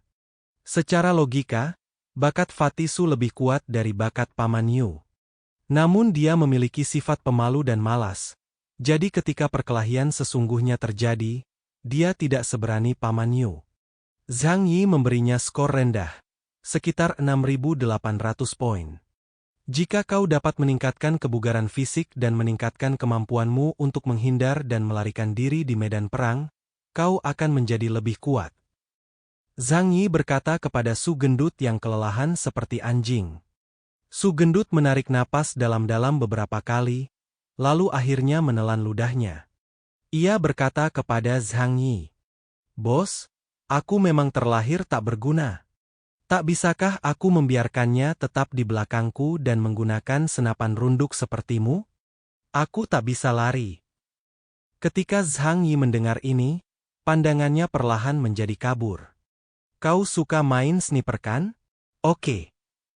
Tanpa berkata omong kosong lagi, dia langsung mengeluarkan senapan runduk antimaterial dari angkasa luar dan melemparkannya ke perutnya. Ini hampir membuat Fatih Su terbunuh. Sialan. Fatih Su memutar matanya dan hampir memuntahkan cairan lambungnya. Satu-satunya senjata yang saat ini berguna di medan perang adalah senapan runduk kaliber besar ini. Beratnya 15 kg, kau tidak punya kemampuan spasial. Jadi aku penasaran apakah kau bisa berlari sambil memegangnya. Wajah Fatih Su tiba-tiba berubah menjadi hijau. Kau! Berlatihlah dengan baik mulai sekarang." Saat Zhang Yi berbicara, dia menoleh dan menatap Paman Yu yang bertelanjang dada, memperlihatkan tubuh berototnya yang kekar. Paman Yu juga melakukan ini sebagai latihan sehari-harinya, agar ia memiliki fisik yang bagus dan tidak takut dingin. "Paman Yu, mulai sekarang, gunakan sikap yang sama seperti yang kau gunakan saat menjadi pemimpin regu untuk melatih anggota baru dan memberinya pelajaran." Paman Yu menggaruk kepalanya dengan jujur. "Oke." Dia melirik Fatih Su yang tergeletak di tanah, dan ekspresinya segera berubah serius. Kemudian dia berjalan mendekat dan menendang keras paha gemuk Fatih Su. "Bangun! Kau baru lari kurang dari 10 kilometer, dan kau tergeletak di sini seperti anjing mati. Siapa yang bisa melihatmu? Jika kau tidak bisa menyelesaikan lari 10 kilometer hari ini, kau tidak akan makan malam." Ekspresi Fatih Su semakin buruk. Sebelum ia sempat menjawab, Paman Yu mengangkatnya seperti ayam dan membawanya keluar. Zhang Yi menggelengkan kepalanya tanpa daya. Bagi seorang pria gemuk dengan berat 200 pon, menjalani latihan semacam ini memang sangat menyiksa. Tetapi untuk meningkatkan tingkat kelangsungan hidup Fatih Su di medan perang di masa depan, Zhang Yi harus melakukan ini. Jika kau tidak sanggup menahan rasa sakit saat berlatih sekarang, kau akan menanggung rasa sakit berupa kematian dan cedera di masa mendatang. Apakah kamu memarahi Fatih Su lagi? Youke datang membawa secangkir teh hangat dan senyum di wajahnya. Belakangan ini kemampuannya juga semakin meningkat. Namun peningkatan kemampuan tambahan seperti dokter tidak memerlukan latihan fisik, melainkan latihan berulang. Zhang Yi mengambil cangkir teh hangat, dan Youke segera duduk di sebelahnya. Sosoknya yang elegan begitu menarik dari sudut pandang manapun. Di ruang tamu, dua hewan kecil yang lucu sedang bermain dan berkelahi. Yang satu adalah Hua-Hua, dan yang lainnya adalah Totoro besar yang ditangkap dan dibawa kembali oleh Zhang Yi. Hewan ini ditutupi bulu dan memiliki tanduk besar di kepalanya. Lucu sekali. Terutama saat berjalan, ia tampak seperti karakter lucu dalam animasi Hayao Miyazaki. Tentu saja, Zhang Yi mengetahuinya luar dalam. Kekuatan tempur benda ini tidak lebih lemah dari mutan setingkat kapten. Itulah sebabnya Zhang Yi meminta Hua-Hua untuk menjaganya. Sekarang Hua-Hua juga memiliki potensi setingkat Epsilon dan indeks kemampuan hingga 9.800 poin. Pada awalnya, cincila besar ini tidak mau menerima kekalahan dan suka memperlihatkan giginya. Namun tidak ada yang tidak dapat diselesaikan Hua-Hua dengan tamparan. Kalau begitu, berikan dia 2 tamparan lagi.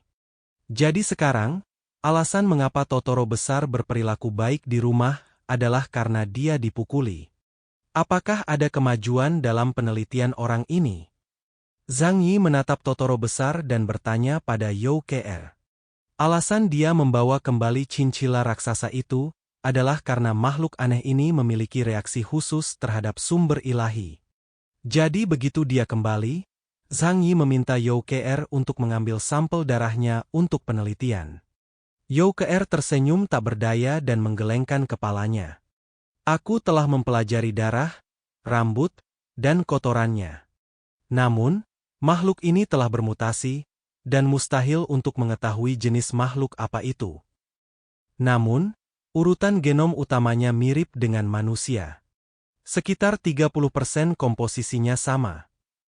Zhang Yi mengangkat alisnya. Jadi, itu hanya makhluk mutan yang muncul di Qingdao. Hanya itu? Youke memutar matanya dan berkata, "Yah, tapi ada satu hal yang menarik." Zhang Yi menatapnya dengan rasa ingin tahu. "Oh, di mana itu?" Youke menjawab, "Ia dapat bertahan hidup di lingkungan tanpa oksigen. Hal ini tak terbayangkan bagi organisme darat." Zhang Yi mengangkat alisnya. Jadi mungkin ini sebabnya ia tidak khawatir terpengaruh oleh miasma beracun. Karena ia tidak perlu menghirup oksigen, bukankah ia peduli dengan racunnya? Youke memutar matanya. Tapi ada beberapa hal aneh tentangnya. Aku menemukan beberapa urutan genetik di atasnya yang belum pernah terlihat sebelumnya. Itu tidak cocok dengan makhluk apapun di dunia. Zhang Yi mengedipkan matanya. Sulit untuk mengatakannya. Lagi pula, selama era mutasi besar, banyak orang telah mengalami mutasi genetik. Atau mungkin ada hubungannya dengan monster di bawah Mist Valley Abyss. Imajinasi Zhang Yi meledak, makhluk bawah tanah. Kalau dulu pernah terjadi, pasti dia menganggap hal itu adalah hal yang sangat menggelikan. Namun dia melihat monster besar berbaju besi hitam itu dengan mata kepalanya sendiri. Aku juga mendengar dari keluarga Deng tentang sesuatu yang aneh terjadi di pegunungan Qinling. Pada titik ini ia bertanya-tanya, mungkin memang ada banyak hal di dunia ini yang belum pernah mereka dengar. Dan hal-hal tersebut perlahan mulai muncul setelah kiamat. 3 bulan berlalu dengan cepat. Selama 3 bulan ini, tidak ada hal istimewa yang terjadi di kota Tianhai. Hanya saja setelah Zhang Yi melatih Lu Dahai selama beberapa waktu, dia mengirimnya kembali ke pangkalan Chaoyu. Dia berencana melatih Lu Dahai dan membiarkan Lu Dahai mengambil alih posisi Chen Jingguan. Untuk meningkatkan kekuatan Lu Dahai dengan cepat, ia mengambil dosis obat yang disediakan oleh keluarga Deng dan memberikannya kepada Lu Dahai. Lu Dahai sangat berterima kasih kepada Zhang Yi. Tuan Zhang, mulai sekarang, aku anjingmu. Selama kau membutuhkanku untuk melakukan apapun, aku akan melakukannya bahkan jika aku mati. Dia bersujud di tanah dengan sangat saleh. Dia tahu dengan jelas dalam hatinya bahwa sekarang dia tidak punya apapun untuk diberikan kepada Zhang Yi kecuali nyawanya. Demi bertahan hidup di kota Tianhai, dia rela mengorbankan nyawanya. Ini juga merupakan mentalitas seorang penjudi. Jika kau menang taruhan, kau memiliki segalanya. Jika kau kalah taruhan, kau hanya akan kehilangan nyawamu. Banyak nelayan di laut memiliki kesadaran ini. Hanya dengan cara inilah mereka dapat bertahan hidup di lingkungan perjuangan yang keras. Zhang Yi menatapnya dan berkata dengan tenang, "Setelah kau pergi, aku akan menjadikanmu orang kedua yang memegang komando Chen Jingguan. Dia akan meragukanmu dan menekanmu. Tapi kau harus menanggung semua ini. Jangan memberontak atau membuat masalah. Dan kau harus bekerja sama secara aktif dengannya untuk menjaga pangkalan Chaoyu. Jika Chen Jingguan dapat mempertahankan pangkalan Chaoyu, kau harus mengikutinya dengan patuh.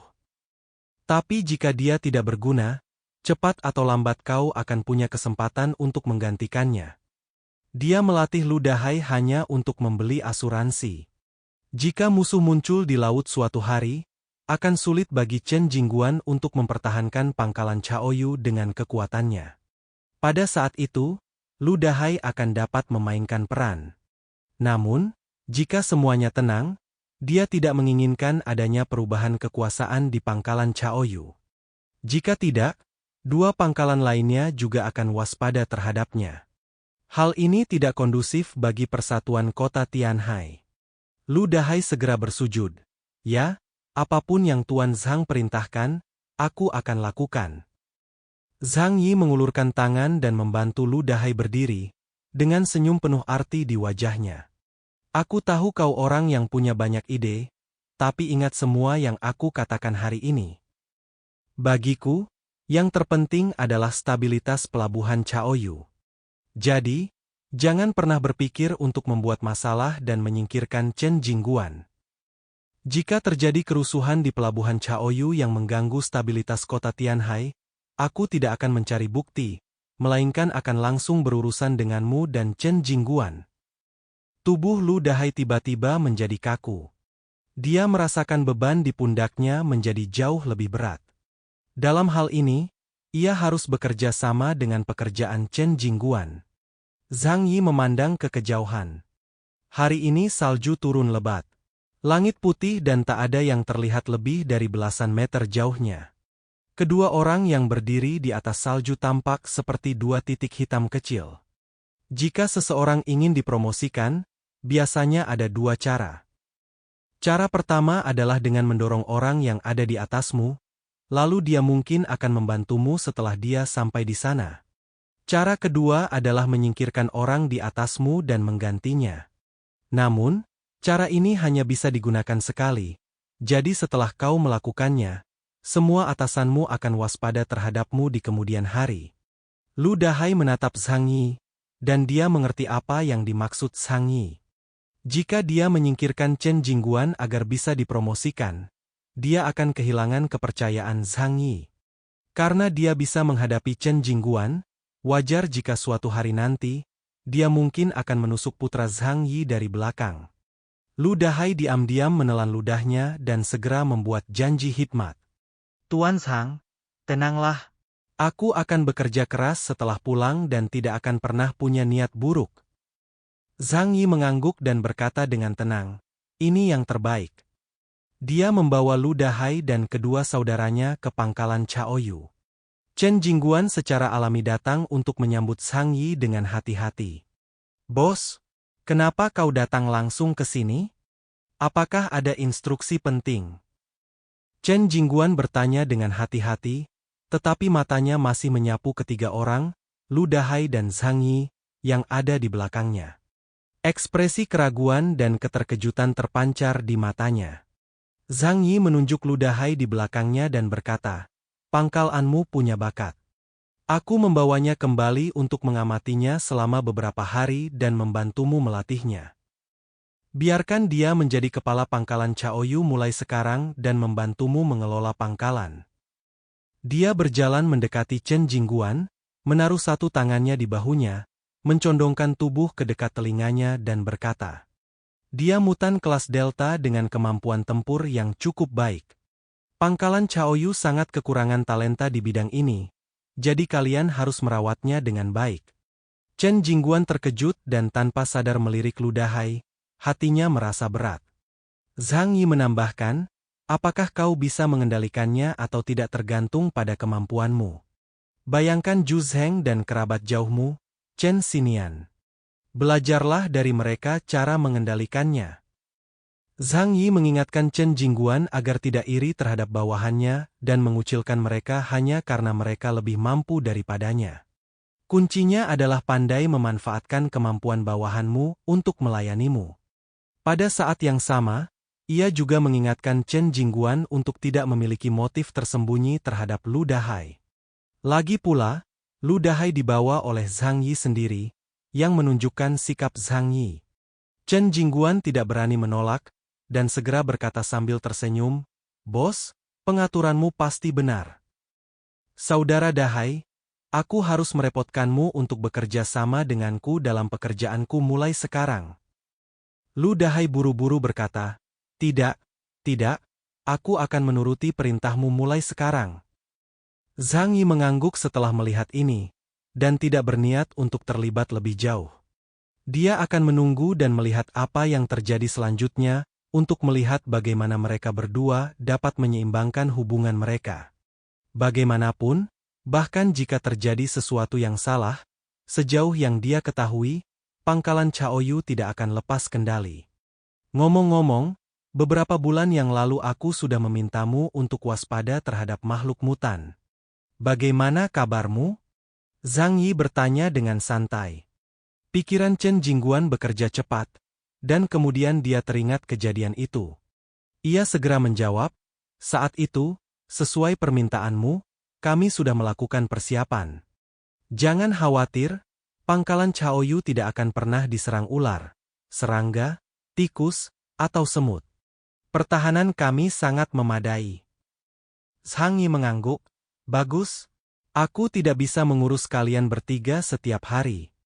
Hidupmu adalah milikmu sendiri, jadi kau harus lebih memperhatikannya." Setelah menjelaskan situasinya, Zhang Yi membuka pintu dimensi dan meninggalkan pangkalan Chaoyu. Lu Dahai dan Chen Jingguan saling berpandangan. Lu Dahai membungkukkan pinggangnya dengan ekspresi menyanjung di wajahnya. Chen Jingguan memiliki senyum rendah hati di wajahnya, tetapi sebenarnya, dia sangat waspada terhadap Lu Dahai. Dia merasakan tekanan luar biasa. Lu Dahai adalah penggantinya. Jika suatu hari ia gagal melakukan tugasnya dengan baik, Zhang Yi akan membiarkan Lu Dahai menggantikannya sebagai manajer pangkalan Chaoyu. Sementara itu, di tempat yang tidak dapat dilihat Zhang Yi, arus bawah mengalir deras di bawah kota Tianhai. Musim dingin sudah tiba, musim dingin yang dingin. Kota Tianhai telah memasuki musim dingin terdingin. Salju selalu turun begitu lebat di luar tempat penampungan sehingga orang-orang tidak bisa melihat pemandangan di kejauhan. Di dalam tempat penampungan, ada suasana hangat dan damai. Perapian menyala, apinya hangat dan bersinar, Hua-Hua dan Totoro besar telah menjadi teman dekat. Kedua hewan peliharaan yang lucu itu bermain dan berkelahi di dalam ruangan sepanjang hari. Dari lantai atas hingga ruang bawah tanah yang dalam. Bibi Yang Mi dan You Haimei berada di dapur terbuka, belajar cara membuat kue-kue baru untuk menyambut festival yang akan datang. Su Gendut dipaksa oleh Paman Yu ke tempat latihan di ruang bawah tanah. Tempat ia menjalani latihan yang mengerikan setiap hari. Setelah beberapa bulan, kulitnya hampir terkelupas. Yang lainnya juga sibuk. Meskipun tidak menganggur, mereka sangat santai. Bagian dalam tempat penampungan dan dunia luar seperti dua dunia yang sangat berbeda. Jauh dari tempat berlindung, bongkahan es dan salju tebal tiba-tiba muncul dengan suara retakan yang tak kentara. Lalu seekor kecoa biru muncul dari celah itu. Tubuhnya seukuran telapak tangan dan ditutupi lapisan kristal es biru. Setelah merangkak keluar dari bawah tumpukan salju, dia melihat dengan hati-hati ke arah tempat berlindung besar di kejauhan. Setelah sekian lama, ia kembali ke bawah tanah. Melewati es dan salju tebal serta lapisan es abadi, ia sampai di pipa saluran pembuangan yang gelap dan lembab. Pipa ini, yang telah ditinggalkan selama setahun, penuh dengan kecoak berbagai ukuran. Setelah kecoa biru kembali ke bawah tanah, ia tampak berkomunikasi dengan kelompok kecoa. Tak lama kemudian, dalam jaringan bawah tanah yang panjang dan besar, segerombolan kecoa yang mengerikan mulai melewati tempat perlindungan itu dengan memancarkan aura yang menakutkan. Bagaikan sungai yang terpaksa terpisah saat menabrak batu besar, dan menyerbu ke area lain. Pada hari ini, salju tebal menghalangi kota dan semua orang terjebak di rumah mereka dan tidak dapat keluar. Akan tetapi, orang-orang di tiga pangkalan utama tidak sesantai mereka yang berada di tempat penampungan. Mereka sudah terbiasa dengan cuaca dingin seperti ini, dan bahkan di tengah salju tebal, semua orang harus bekerja. Istirahat adalah kemewahan bagi mereka. Meskipun kami tidak dapat mengatakan bahwa kami bekerja sesuai aturan 007, kami hanya memiliki 2 hari libur setiap bulan. Saat cuaca badai salju, semua orang harus keluar tepat waktu untuk membersihkan salju di luar pangkalan. Kalau tidak, sesuai kesepakatan, kalau badai salju berlangsung sehari semalam, seluruh tempat perlindungan bawah tanah akan tertutup seluruhnya, dan itu sangat merepotkan. Jadi di sekitar pangkalan Chaoyu, semua orang mengenakan pakaian tebal, membawa peralatan pembersih salju dan mulai bekerja di tengah salju tebal. Lu Dahai dan Chen Jingguan juga memantau di dekatnya. Chen Jingguan berdiri dengan tangan di belakang punggungnya, tampak tenang dan kalem. Ia membanggakan bahwa dirinya telah menerima pendidikan tinggi, dan ia selalu menampilkan dirinya sebagai seorang jenderal Konfusianis di ketentaraan. Oleh karena itu, ketika mengarahkan pekerjaan, ia seringkali lebih suka membiarkan bawahannya menyampaikan keinginannya agar citranya tidak terpengaruh karena teriakannya sendiri. Namun Lu Dahai tidak mempedulikan hal itu. Dia mengingat kata-kata Zhang Yi dan berusaha sekuat tenaga menjaga ketertiban di pangkalan Chaoyu. Jadi dia selalu berusaha keras bekerja sama dengan pekerjaan Chen Jingguan. Sudah lama sejak kami membentuk tim. Chen Jingguan selalu waspada terhadap Lu Dahai. Dalam pekerjaan sehari-hari, ia sering mengkritiknya dan memberinya tugas-tugas yang sulit atau menyinggung. Lu Dahai, di sisi lain, bekerja keras dan mematuhi perintah untuk menyelesaikan tugas. Sejauh ini, hubungan antara keduanya setidaknya membaik di permukaan. Bersihkan area di sekitar pintu masuk pangkalan terlebih dahulu. Kalau tidak, salju akan menumpuk dan menghalangi pintu masuk, yang akan merepotkan.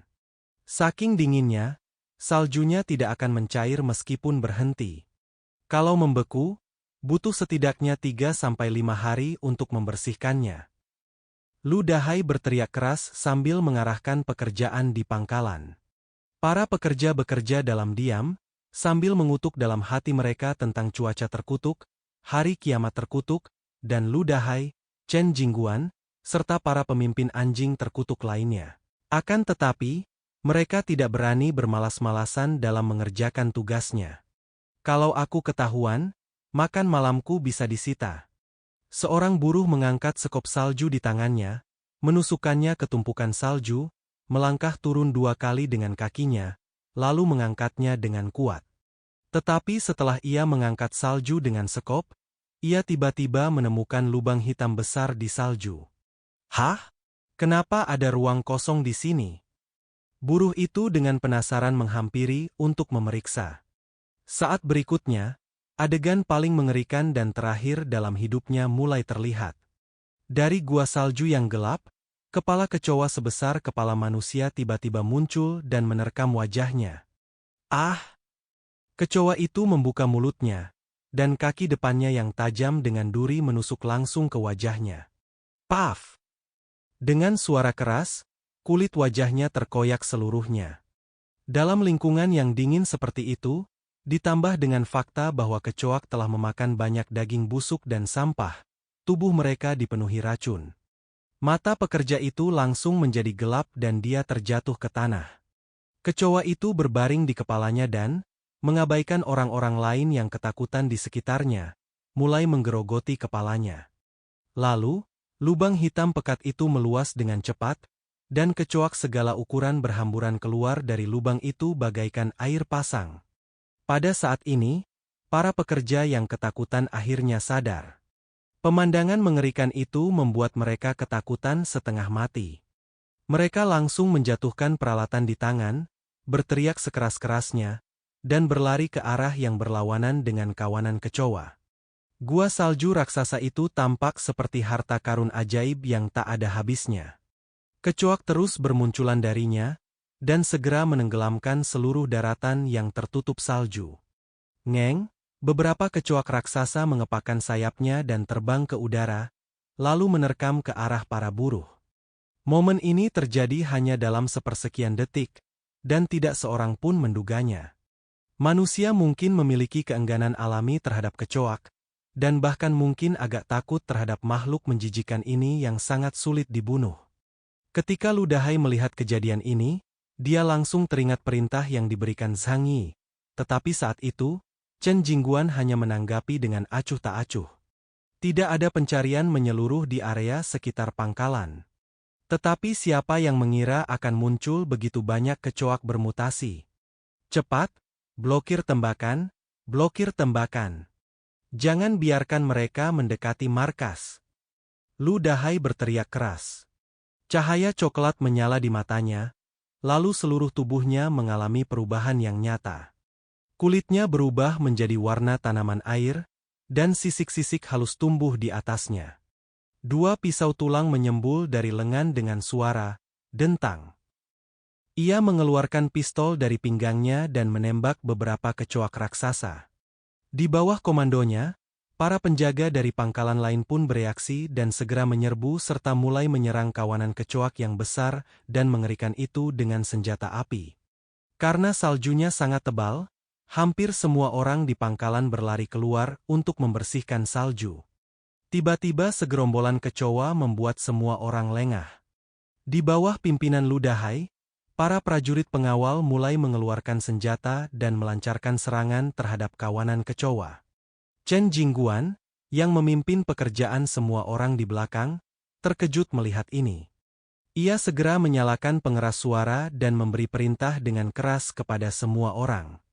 Anak-anak di bawah usia 14 tahun, segera bersembunyi di tempat penampungan. Penjaga akan menjaga pintu masuk. Kita tidak boleh membiarkan serangga masuk ke bawah tanah. Penyemprot api, penyembur api siap. Saat Chen Jing melihat gelombang kecoak yang mengerikan, dia merasakan ketakutan secara naluriah di dalam hatinya. Di antara tiga pangkalan utama di kota Tianhai, pangkalan Chaoyu adalah yang terlemah. Dengan demikian, jumlah mutan mereka kurang dari 10, dan dalam perang sebelumnya di kota Tianhai, lebih dari 70% pasukan pertahanan mereka hancur. Kemudian, ketika kekuatan Zhang Yi semakin kuat, kota Tianhai tidak mengalami krisis politik berskala besar untuk waktu yang cukup lama. Baru pada saat inilah ia teringat kembali akan rasa takut diselimuti kematian. Rasa penyesalan yang kuat muncul dalam hatinya. Jika dia lebih berhati-hati saat Zhang Yi mengingatkannya, seluruh pangkalan tidak akan diserang secara tiba-tiba tanpa persiapan apapun. Semuanya ikuti aku dan hentikan mereka. Chen Jingguan mencabut pistol dari pinggangnya dan segera berlari ke garis depan. Dor, dor, dor. Matanya penuh tekad saat ia menembakkan peluru demi peluru ke arah kecoak yang berterbangan di udara. Lebih dari selusin pekerja telah tersungkur ke tanah oleh kecoa, dan mulai dimangsa secara brutal, dengan suara ratapan bergema di seluruh area. Isi senjata api berat. Teriak Chen Jingguan. Para penjaga mulai melemparkan granat, dan satu granat meledak di tengah kerumunan serangga yang gelap, dan langsung membersihkan area yang luas. Namun dalam waktu kurang dari 2 detik, area itu kembali dipenuhi kecoa. Gua gelap gulita itu seakan dipenuhi kecoak tanpa henti. Yang terkecil hanya seukuran jari, sementara yang terbesar panjangnya lebih dari 2 meter. Mereka telah menjadi monster. Karena pangkalan Chaoyu tidak dipersiapkan dengan baik, peralatan anti serangga baru didatangkan pada larut malam. Penyembur api adalah salah satu senjata terbaik melawan kawanan ini. Ada juga granat dan roket. Lu Dahai bagaikan seekor ikan yang berenang, berdiri di depan gelombang kecoa.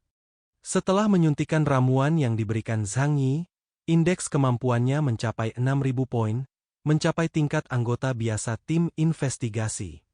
Dia mengayunkan bilah tulang di lengannya di depan gelombang kecoa, khususnya memilih kecoa-kecoa raksasa untuk dilawan. Dia tidak punya cara untuk mengatasi kecoa-kecoa kecil itu, tetapi makhluk-makhluk ini hanya menjijikkan dan tidak dapat menyebabkan bahaya besar bagi orang-orang di pangkalan dalam waktu singkat. Tetapi hewan besar itu benar-benar dapat memakan manusia.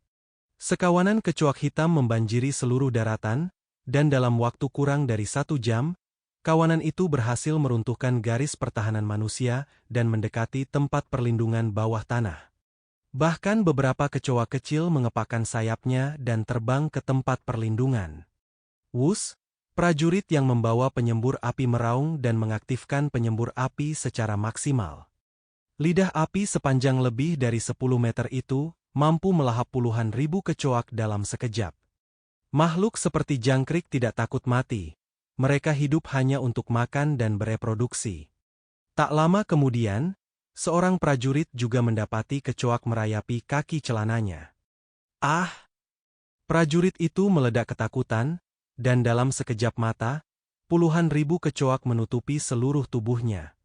Dia gemetar ketakutan dan kesakitan, tetapi dia tidak langsung meninggal. Kecoak itu memiliki daya serang yang terbatas, dan saat mereka lapar mereka akan menggerogoti daging dan darah prajurit itu, yang baginya sama menyakitkannya seperti disiksa. Tetapi dia tidak mungkin mati dalam waktu sesingkat itu. Prajurit itu jatuh ke tanah dan berguling-guling dengan panik, tetapi kecoak-kecoak di tubuhnya tak kunjung berkurang. Malah, semakin banyak kecoak yang merayapi tubuhnya. Wajah Chen Jingguan dipenuhi kesedihan, dan dia menembak mati prajurit itu dengan satu tembakan. "Bos, ayo mundur!" Seorang penjaga berteriak kepada Chen Jingguan dengan ekspresi cemas di wajahnya. Jika mereka terus seperti ini, hanya masalah waktu sebelum mereka benar-benar ditelan oleh gelombang kecoa. Chen Jing sedang menatap alun-alun. Tiba-tiba, sebagian besar orang tidak memiliki kekuatan untuk melawan dan masih berlari ke depan dengan putus asa. Jika dia memasuki tempat perlindungan dan menutup pintu saat ini, dia bisa selamat. Tetapi semua orang ini harus mati. Mata Chen Jingguan memerah. Ia menggertakkan gigi dan mengepalkan tinjunya, mengeluarkan suara berderak. Dia merasa sangat menyesal dan ingin menampar dirinya sendiri beberapa kali. Kalau saja dia mendengarkan Zhang Yi dan bersikap lebih toleran terhadap kecoa mutan itu, dia tidak akan pernah menjadi orang yang menyedihkan seperti sekarang ini. Sekarang, dia tidak punya jalan keluar. Jika dia melarikan diri sendiri dan menyebabkan setengah dari orang di pangkalan Chaoyu mati dalam gelombang kecoa, Zhang Yi tidak akan pernah melepaskannya. Mundur pasti akan berujung pada kematian, jadi lebih baik berjuang mati-matian untuk mengukir jalan berdarah. Jangan mundur. Kalau kau mundur, semua keluarga dan temanmu akan mati. Pusatkan senjatamu, jaga pintu masuk, dan biarkan anak itu masuk dulu. Chen Jingguan melemparkan granat dengan kuat, meledakkan sekelompok kecoa. Pada saat yang sama, dia membuat panggilan darurat ke Zhang Yi. "Hei, bos, tolong, tolong." Saat Zhang Yi menerima telepon dari Chen Jingguan, dia melihat Chen Jingguan hampir pingsan. Zhang Yi mengerutkan kening. "Ada apa? Serangan musuh?" "Bos, banyak sekali kecoak. Kita tidak bisa mempertahankan markas kita lagi. Tolong, datang dan selamatkan kami." Alis Zhang Yi langsung terangkat. Kecoa? Ia sendiri tidak pernah menyangka kalau tebakannya akan menjadi kenyataan. Sebentar lagi, kecoak yang bermutasi itu akan menjadi ancaman besar bagi pangkalan kota Tianhai. Tentu saja Zhang Yi tidak bisa hanya duduk diam dan menonton, karena pangkalan Chaoyu adalah pelabuhan laut dan pangkalan perikanan pentingnya. "Tunggu aku." Begitu Zhang Yi selesai berbicara, wus, dia menghilang dari tempat itu dan langsung menuju pangkalan Chaoyu. Di pelabuhan Chaoyu, para buruh roboh kesakitan dan menjadi makanan bagi kecoak. Di atas kecoa-kecoa kecil itu, ada beberapa yang telah bermutasi hingga seukuran sapi dan domba. Mereka menatap orang-orang yang masih hidup dengan mata tajam dan menerkam mereka dengan mengepakkan sayap. Lu Dahai, Chen Jingguan dan pengawal mereka berusaha sekuat tenaga untuk menghentikan mereka. Mereka membunuh banyak kecoak, tetapi serangga ini menemukan peluang dan segera mati di kaki mereka. Lingkaran pertahanan mundur lagi dan lagi. Bom! Tiba-tiba, suara keras terdengar dari bawah tanah. Es dan salju tebal di tanah terguncang, dan seekor kecoa raksasa yang panjangnya lebih dari 3 meter dan berdiri tegak merangkak keluar dari bawah. Seluruh cangkangnya berwarna kuning seperti kotoran yang menjijikkan, rahangnya yang tajam bergerak sedikit, lalu ia menyerbu langsung ke arah prajurit di lingkaran pertahanan. Chen Jingguan, Lu Dahai dan yang lainnya merasakan kulit kepala mereka kesemutan. Kelompok kecoa yang begitu besar akan tumbuh seperti parasit dan akan saling memangsa ketika terjadi kekurangan makanan. Siapa tahu monster jenis apa yang akhirnya akan tercipta? Apakah mereka masih bisa menghentikannya? Kecoak mutan raksasa muncul dari bawah salju, menyebabkan banyak korban segera setelah mereka muncul. Cakar dan rahangnya yang tajam dapat dengan mudah membuka tengkorak prajurit dan kemudian menyedot otaknya. Makhluk ini tampaknya sangat pemilih, hanya memakan sumsum otak yang paling lezat. Lalu, begitu tubuhnya jatuh, ia akan dikerubungi kecoak lain. Dalam sekejap mata, 7 atau 8 prajurit terbunuh karenanya. Penyembur api, peluru, dan granat hanya memberi sedikit pengaruh padanya. Chen Jingguan menggertakkan giginya dan berkata, "Sialan, biarkan aku yang melakukannya." Dia melompat dan seluruh tubuhnya melesat ke arah kecoa itu bagai pegas. Kecoa raksasa itu bergulat dengannya, mengepakkan sayapnya, dan kemudian menyerang Chen Jingguan dengan cakarnya yang tajam. Kemampuan Chen Jingguan manusia karet paling efektif melawan mutan dan binatang jarak dekat. Ia dengan lincah menghindari serangan kecoa raksasa itu, lalu melilitkan tubuhnya seperti ular piton. Setelah melilit kecoa itu sepenuhnya, ia mulai mencekiknya. Kresek, kresek. Kecoa raksasa itu merasakan sakit yang amat sangat hingga retakan muncul pada cangkangnya. Ia berusaha mati-matian untuk memotong tubuh Chen Jingguan, tetapi manusia karet itu memiliki ketahanan yang sangat tinggi terhadap serangan fisik semacam ini. Dan Chen Jingguan mengabaikannya begitu saja. "Mati kau!" Chen Jingguan menggeram dengan marah. Dia harus membunuh makhluk-makhluk besar ini terlebih dahulu, karena merekalah bahaya yang sesungguhnya. Selama ditangani, kecoa kecil yang tersisa mungkin mengganggu, tetapi dapat dibersihkan secara perlahan, meminimalkan kerusakan pada seluruh pangkalan. Tubuh yang seperti ular piton itu terus mengerahkan tenaga, dan tubuh kecoa raksasa itu mulai berubah bentuk dan terpelintir. Namun tepat pada saat itu, tiba-tiba beberapa lubang pada tubuh kecoa raksasa itu terbuka, lalu keluarlah sebuah bola besar gas berwarna kuning. Chen Jingguan tidak mengambil tindakan pencegahan sejak awal, jadi dia tidak mengenakan seragam tempur.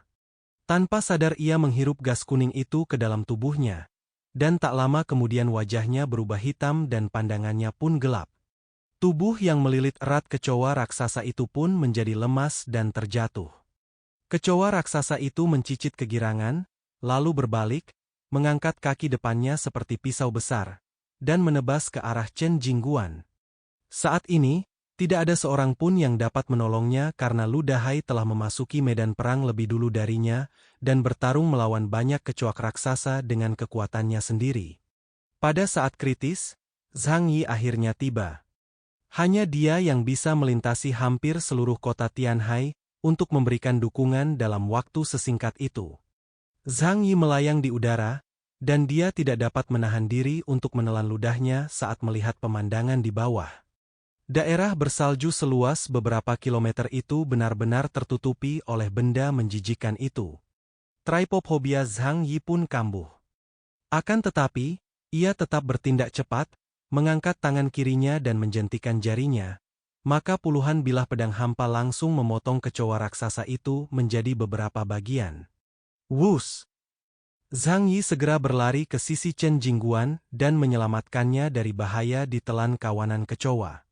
Pemandangan di hadapannya membuatnya mengerutkan kening. Kawanan kecoa telah terjerat dengan orang-orang di pangkalan. Dia tentu bisa membunuh semua kecoak. Tetapi bagaimana dengan para pekerja? Setelah berpikir sejenak, Zhang Yimou membuat keputusan dalam hatinya.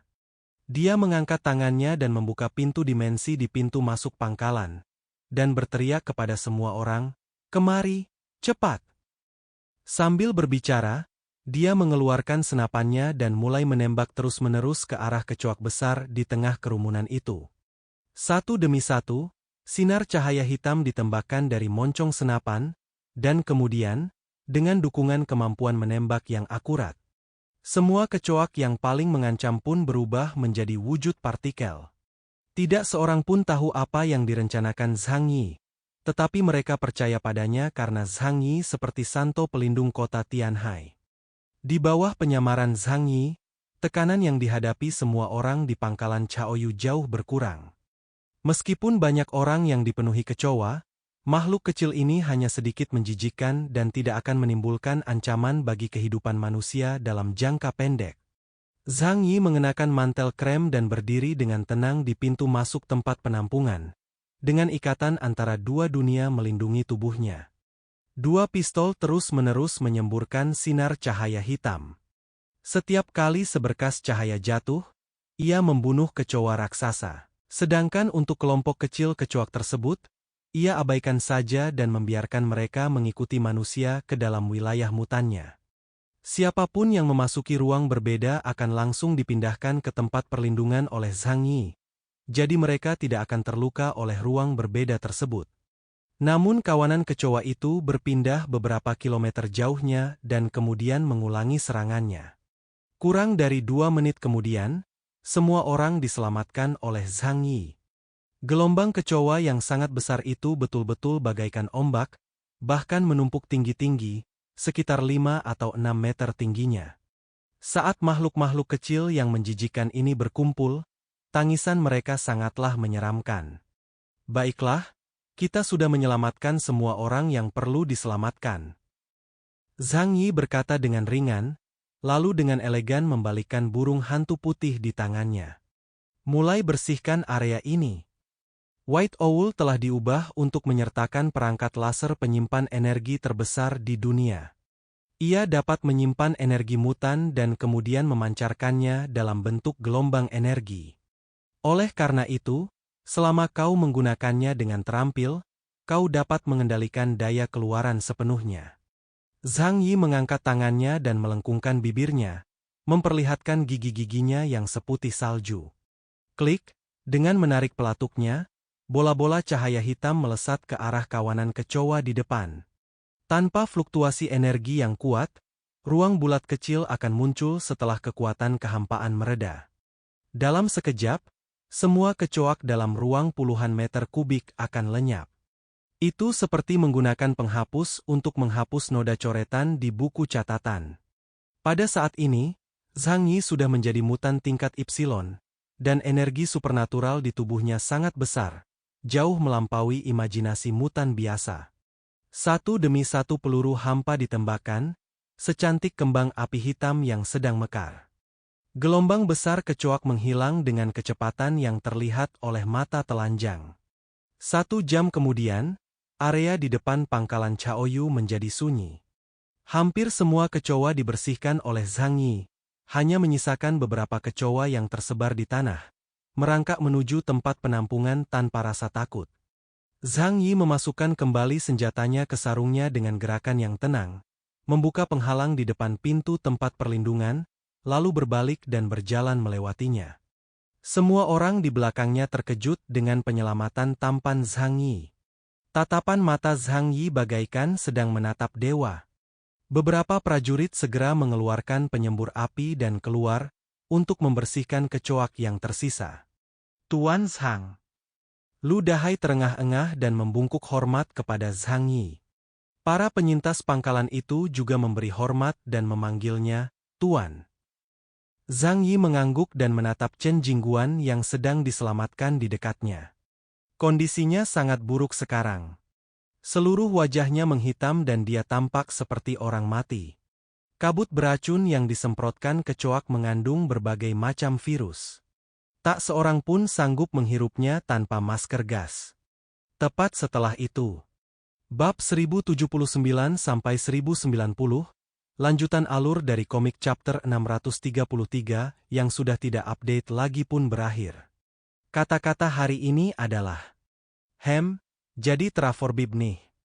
Jangan lupa klik tombol like dan tinggalkan komentar guys. Jangan biarkan kolom komentar kosong. Itu aja, terima kasih.